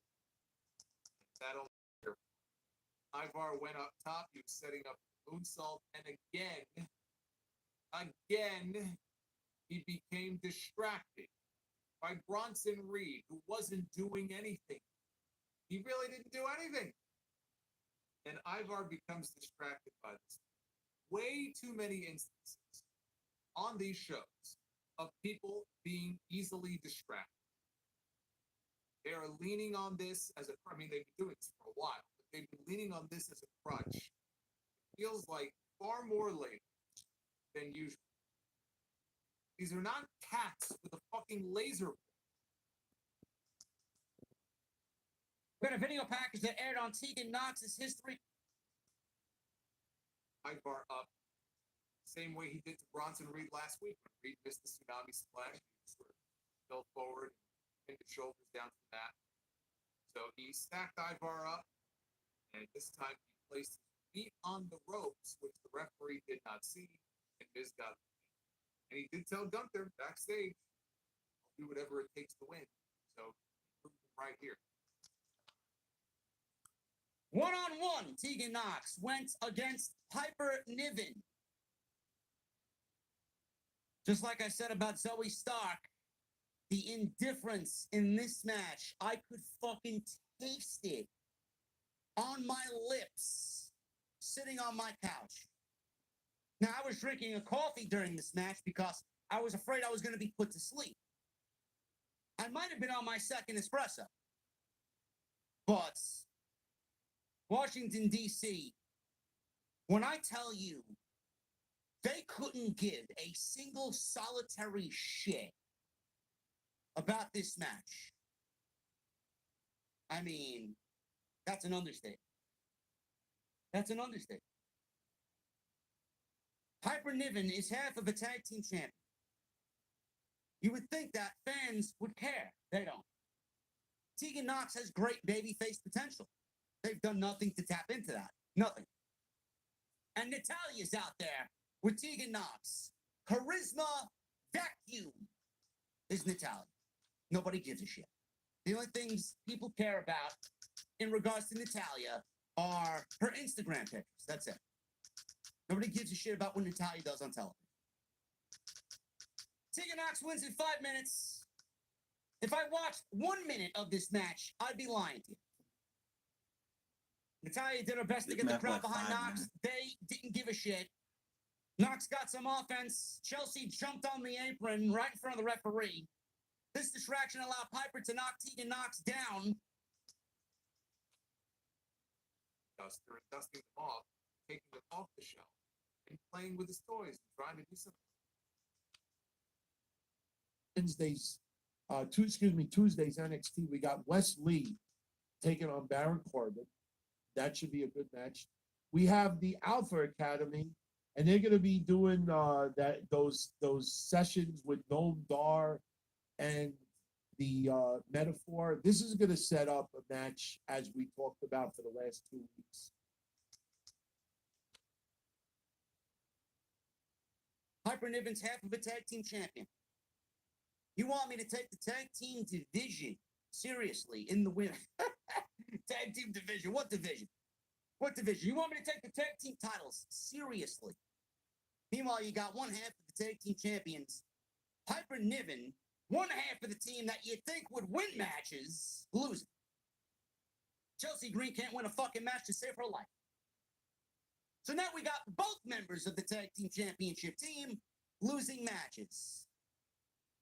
They are better off burned, turned to fucking ash, and spread across my front lawn. At least I'd have some nice. Said, oh, okay, they're going to give this main event a lot of time because they said the main event is up next. I should have known that. This is Raw. Nobody drags a show out and does absolutely nothing for 20 minutes better than WWE. It was 10:17 p.m. And I had read earlier on in the day that they were giving the main event a lot of time. But I said, well, all right, 10:17 entrances. This match might get started before 10:30. I should have marked down the exact time it was when the bell rang and the main event started, but it was a while. Because we had another backstage segment, we had entrances, we had more commercials. Again, it's like I've never seen a company throw so much at the audience, and yet really they're not doing much of anything. They're just killing time to get to the eventual match. This is what I mean when I say Raw needs to go back to 2 hours. I don't want this constant padding on these shows. That's what this is. They're padding for time. They have this show structured and formatted in such a way like this because it is 3 hours. So they can do that. They can say, all right, we're going to have the main event coming up next. We'll send 2 people out to make their entrance. We'll go to a commercial. We'll come back. We'll go to an interview in the backstage area. Then we'll go back to the announcers to run down the matches on next week's show. Then we'll come back to the ring live. We'll have the next 2 entrances, ring the bell, and then 90 seconds later, we'll go to a commercial. Like it's the same formula every single week. We just sit to watch it. 2-hour runs. You believe that we have had 11 years of 3-hour runs? It's 2012. This show permanently moved to 3 hours. I remember talking about it, and I said, even at the time, I said, this is the sort of thing that's going to end up happening. Here we are. Elsewhere, Gunther met with Vinci and Kaiser and said, good job. And Ludwig Kaiser arrogantly started boasting about the win, and Gunther cut him off and said, I wasn't talking to you. He says that he was very happy with Vinci's effort. Kaiser won thanks to Vinci. Vinci was very happy. Back in the good graces of Gunther. Gunther shot Kaiser a look before walking off. So Kaiser was not happy about anything. He needs to go have another Kaiser. He was not happy about any of this. And when he turned around, Jinder Mahal was standing. Didn't I just mention them on the podcast yesterday in New Share? Where have they been? I was talking about the tag team division, all these tag teams they have now. I said, don't forget Jinder's crew. I haven't even seen them on TV in over a month. There they were. Jinder Mahal, Veer, and Sang standing right there. Jinder said that they were here to meet with Pierce, but he told Kaiser, choose your next move wisely. Kaiser surveyed the situation. He saw it was 3-on-1. He thought better of it, and he walked away. So now it's Kaiser on the hot seat. It's an interesting little twist on the story that they have been doing. Period.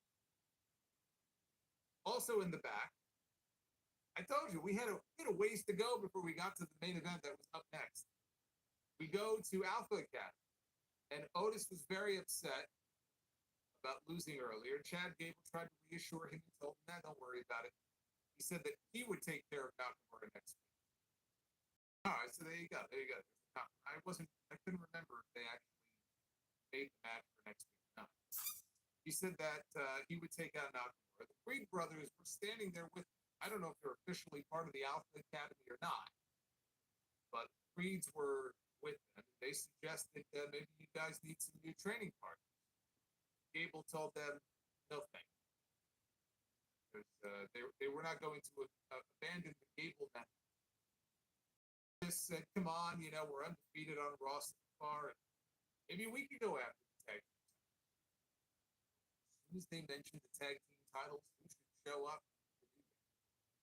Kofi Kingston and Xavier Woods, they come in, and they're all talking over each other. Meanwhile, Ivy Nile and Maxine Dupree are bonding, and they're very complimentary of each other, like best friends. Tozawa was there. He held up a Washington Commanders title belt replica. Said he wanted to be tag team champion. He did his little dance. Well, Vinci was back out there after he kicked him away from ringside area and made the count anyway. Don't know why, but referees are always treated like fucking blithering idiots. Just once, I'd like for a referee to be taken seriously. Imagine that. He kicks Vinci away. Vinci comes back through the crowd. Big Boots Gargano causes a distraction from Ciampa. Referee clearly sees it and does nothing about it. Or maybe I'm just overly picky tonight. I don't know where they're going with this. I don't. I really don't. But I'm assuming this is leading towards some big tag team match with Gunther involved. Maybe we get Gargano, Ciampa, and The Miz teaming up against Imperium at some point. Doesn't really speak to me as, oh my God, man, I can't wait. We're going into a dead period, so it's innocent enough to get some quality TV time. Whatever. Judgment Day. They had a meeting backstage. Rhea Ripley sarcastically told Dom that maybe they should ask their fearless leader what he thinks.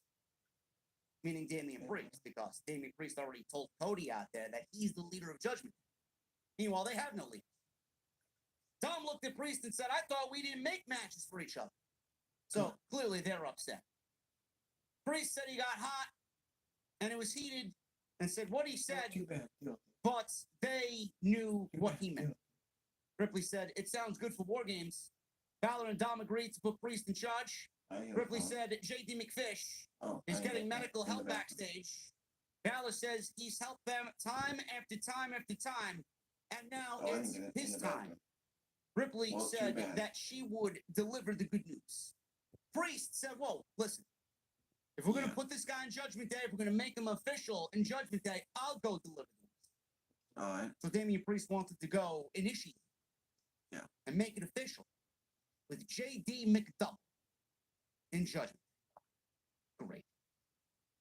Hold the mayo and hold the pickles, please. Ray, Finn Balor covers. Judgment Day retain their undisputed tag team. As McIntyre now is standing on stage, looking back at his handiwork, Rhea Ripley walks out on stage. And she stands next to Drew and puts her hand out, and the two of them shake hands and they smile. And you know why? Do you know why Rhea Ripley was out there shaking hands with Drew McIntyre and smiling? Because Rhea Ripley is the one who makes the deals. She's the one who made the deal with Paul Heyman and the Bloodline. She's the one who made the deal with Drew McIntyre all those weeks ago. When we first saw the two of them talking in the back. She's the one who finally convinced him, obviously, to link up with the Judgment Day, because she is the leader of the Judgment Day. The leader is the one who makes all the moves. And that's Rhea Ripley, who had the parting shot when the show went off the air. Damian Priest, not Finn Balor, Rhea Ripley, and Drew McIntyre. So next week now we wait to see how they're going to do this, because the believe, and I said this last week, my belief was we'll end up with a 5-on-5 war game like we had for the men last year. I think both were 5-on-5 last year, but I don't think the women's is going to be 5. So Drew McIntyre is going to end up in war.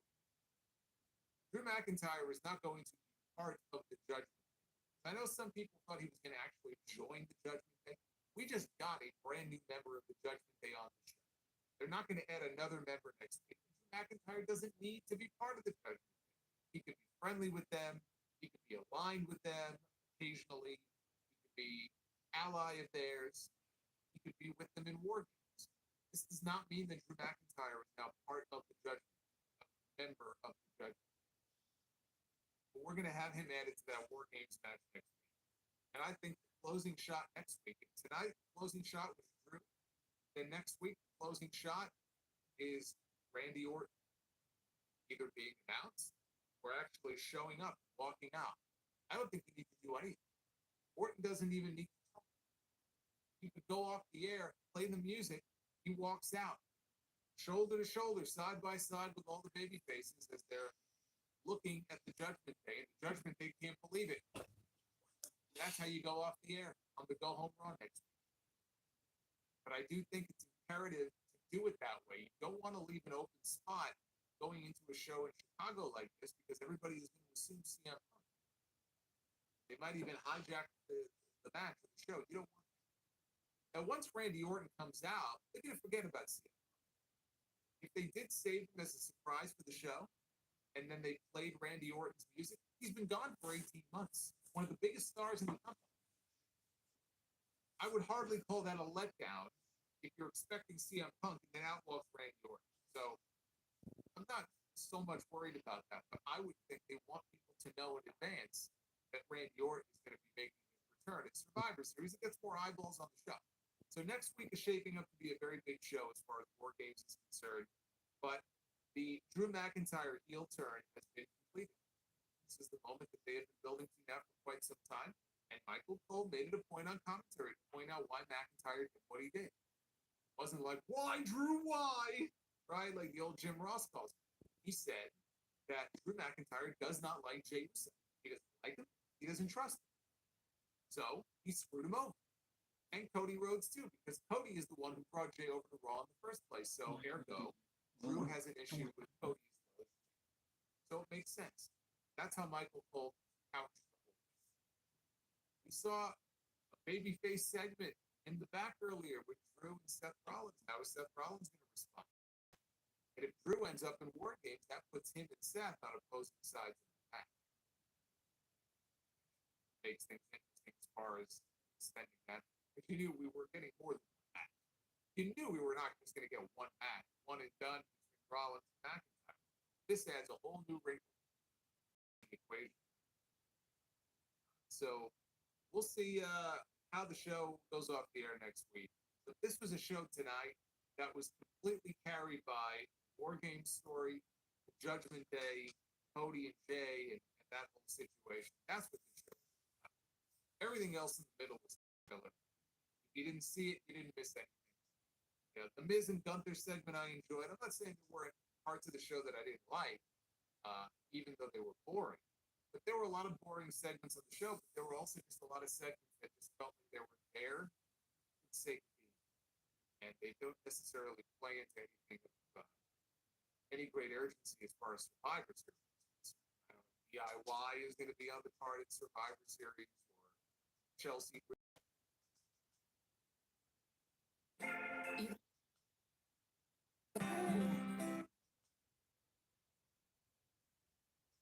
I'm on Vince McMahon's fucking cane at this point, limping into hour 3.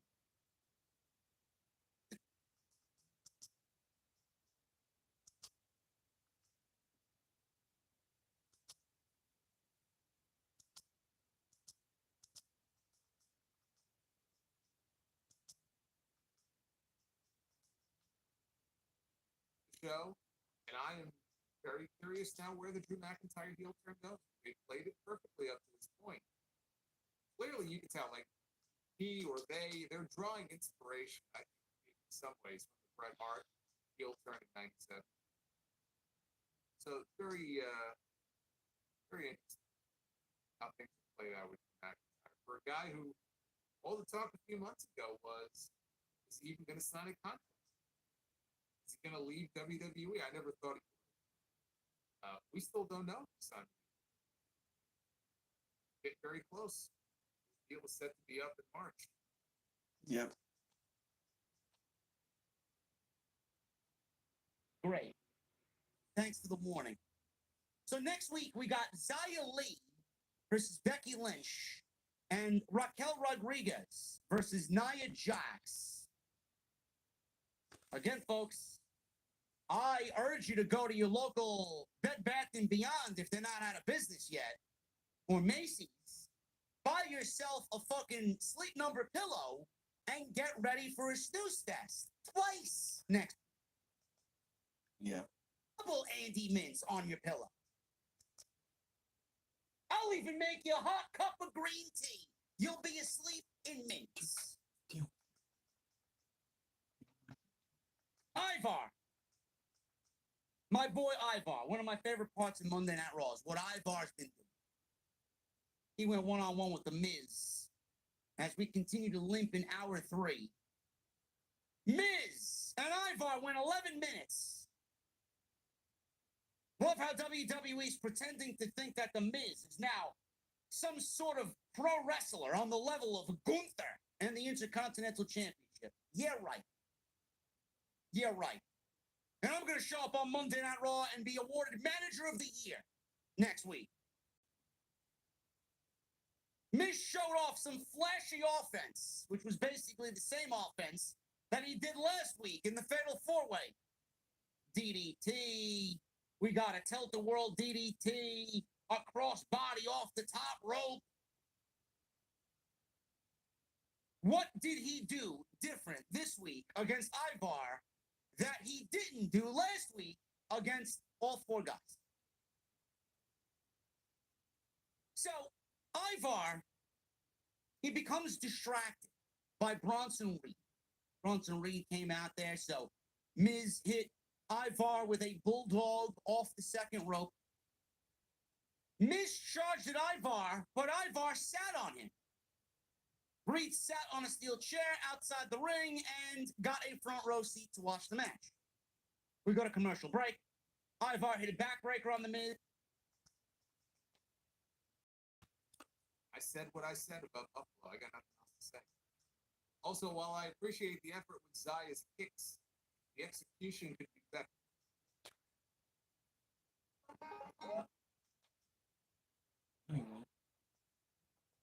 And I told you.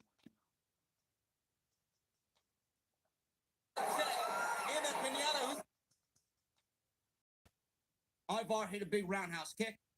He then followed with a world's strongest slam off the second turnbuckle. He pins. Oh, wait. Ian Agency, who wasn't doing anything. Bronson Reed was sitting there, and Ivar looked over at Bronson Reed and just magically became, oh, look! It's Bronson Reed! Why don't you just do the fucking moonsault and win the match? Maybe you'd have a case as being #1 contender for Gunther at Survivor Series.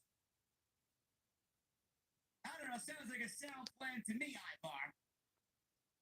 Miz slipped underneath Ivar, stacked him up, and hooked the legs with a leverage pin on the ropes. 1, 2, 3, and Mike Mizanin pins the 350-pound Ivar on Raw, thanks to a net distraction from Bronson Reed. Right. Anthony Reed ran over to Ivar, attacked him, laid him out, and delivered a tsunami off the top rope for Ivar. Are we getting Bronson Reed versus Ivar next week? I don't really care to see that. They're both heels. Why is one heel and Bronson Reed attacking Ivar, the other? Don't get it? Shouldn't everybody want to attack The Miz? Shouldn't they want to take out The Miz? He's the number one contender. The fuck are we attacking Ivar? Damian Priest. This show sucks, bud. This show was dog shit. Damian Priest. He was backstage with J.D. McTriple and gave McDonagh an official jacket to welcome him to Judgment. J.D. McRib was thrilled. Priest says he can't stand him a lot of the time, but he's earned it. Balor walked in and congratulated McDouble, but he told him to leave the arena before Pierce goes nuts. Balor told Priest they are going to go show people why they are champions. Gunther, he was backstage with the rest of his boys in Imperium. Gunther told Kaiser and Vinci that they did a good job tonight. Yep. Kaiser said he showed everyone what he is all about. Gunther says, I wasn't talking about you, Kaiser. I was talking about Giovanni Vinci. He says he won the match for Kaiser by sneaking back after being kicked out of the ringside area. He turned back to Kaiser and then glared at him. Kaiser was speechless while Vinci laughed at Kaiser. He then turned and asked, Jinder Mahal. Yes, Jinder Mahal. Jinder Mahal! Mahal walked into frame. Kaiser turned around and asked Mahal what his problem is. I don't know. Maybe you're on my fucking television? Jinder says he was there to see Adam Pearce, but he should choose his next move wisely. Looks like Jinder and Indos Share is back on television. God help our souls. It's exactly what we need on this show. More talent that's not over. The Creeds, Brutus, and Julius. They were backstage. They did not wrestle on tonight's show. They were backstage with Alpha Academy. They said maybe they need new training partners. Yes, I'm sure that's exactly what Chad Gable needs, new training partners. Gable says they won't abandon the Gable method. The Creed says they are aiming for the tag team titles because they're undefeated so far. Slow your roll, youngsters. Slow your roll. You won 2 fucking matches and you're brand new here, man. You just got here and you're not even through a fucking fourth of the cup of coffee that you ordered yet, man. Sit down, keep drinking, and go order yourself a fucking muffin. Exactly. We're asking for tag team title shots already. What the fuck are we talking about? Yeah. In walked the New Day. And they said no one talks about those tag team titles without mentioning the New Day. In the background, Ivy Nile was talking with Maxine Dupree. When I tell you that this came off, I swear to God, man, it's almost as if you put this dialogue. Oh, what the hell? My man, I'm doing a commercial. Ivy Nile and Maxine Dupree's dialogue was reiterated and regurgitated back on television. I swear to Christ, man, I am so fucking pissed off with this show tonight, man. What are we doing? What are we doing? I mean, does promo class exist at the Performance Center, or did they close that part of the fucking Performance Center down? Honestly. Ivy Nile, I swear to God, man, she sounded like Chat GPT on fucking Raw tonight, man. Ivy Nile told Maxine, you did well last week. You eliminated Piper Niven. You eliminated a former champion. Who talks like that? I mean, is it that difficult to sound genuine and, I don't know, yourself?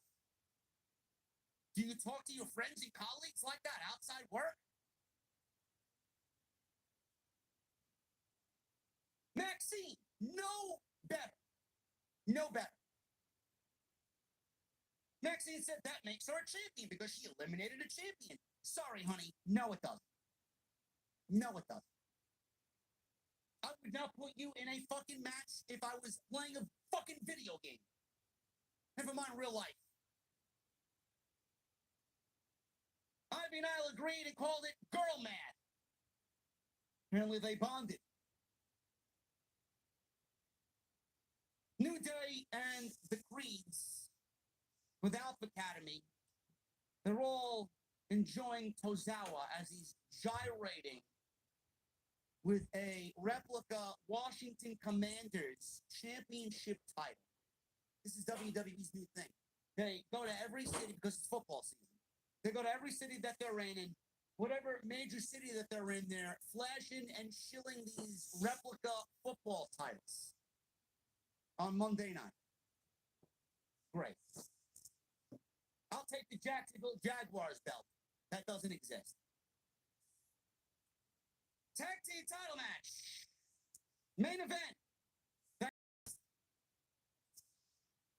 Damian Priest and Finn Balor, with the rest of Judgment Day banned from the building, against Cody Rhodes and Jey Uso. WWE Undisputed Tag Team Championship match. It's fine. I mean, it's tough to have a bad match when you have the talent of these four guys in the ring. It wasn't a bad match. It's probably the best fucking thing on the entire show. And by a long shot, was it the best thing on the entire show. So, Rhodes and Jey, they were in control. We go to commercial break. They were in control.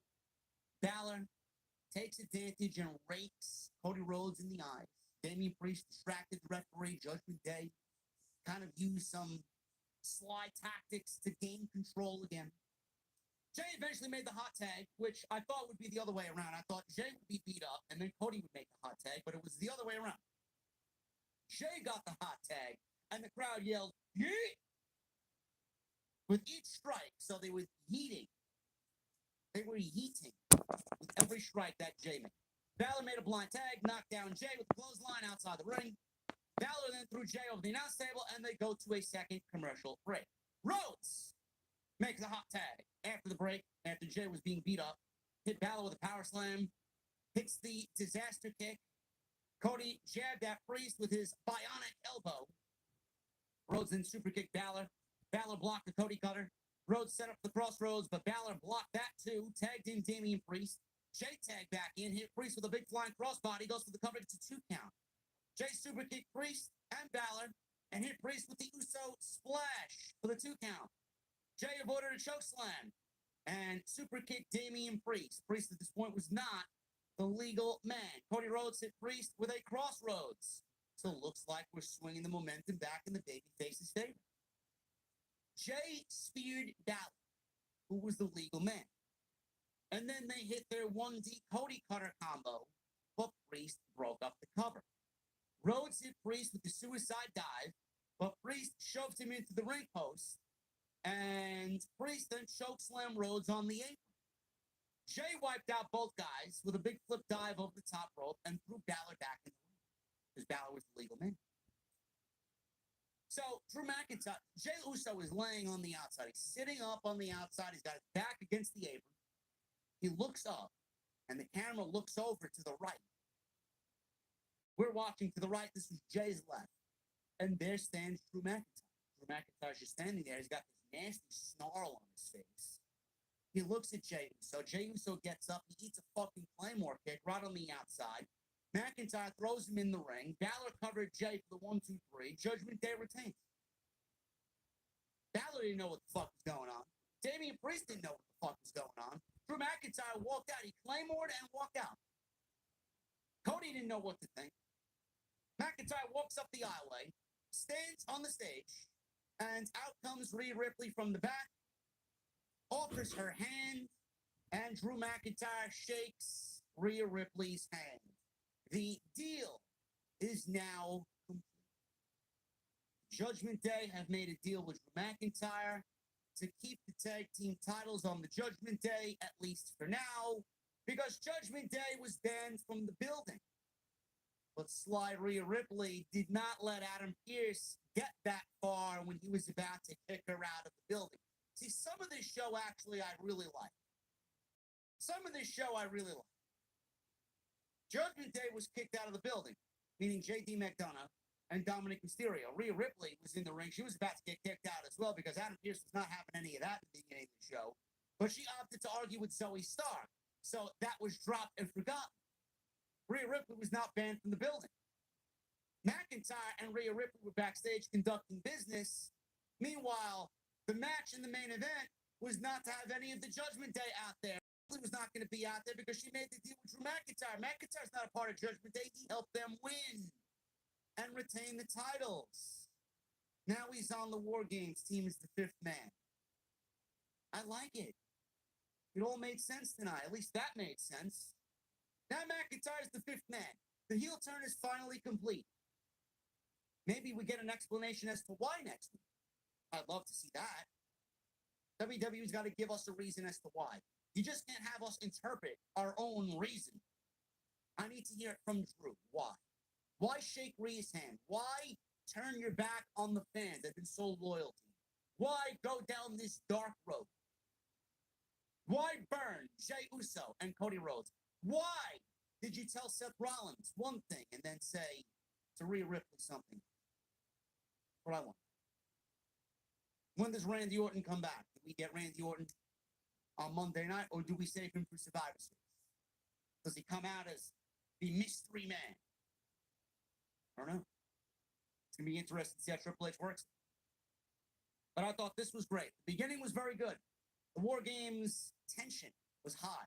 I like it. Tag team match didn't really mean much of anything, but it set up what we saw here in the main event. Drew McIntyre turned heel, joined Judgment Day, is on Judgment Day's team for War Games. Helped Judgment Day retain the tag team titles. Beginning was good. Ending was good with a great tag team match. Everything else in between. Holy fucking shit, man. If you could find another show as unimportant as this, it's going to be very different. This was one of the worst Raws. Some of the worst that second half of the first hour all the way up to the main event, some of the worst booked Raw of the entire year. And that was it. Thank you guys very much for all your support.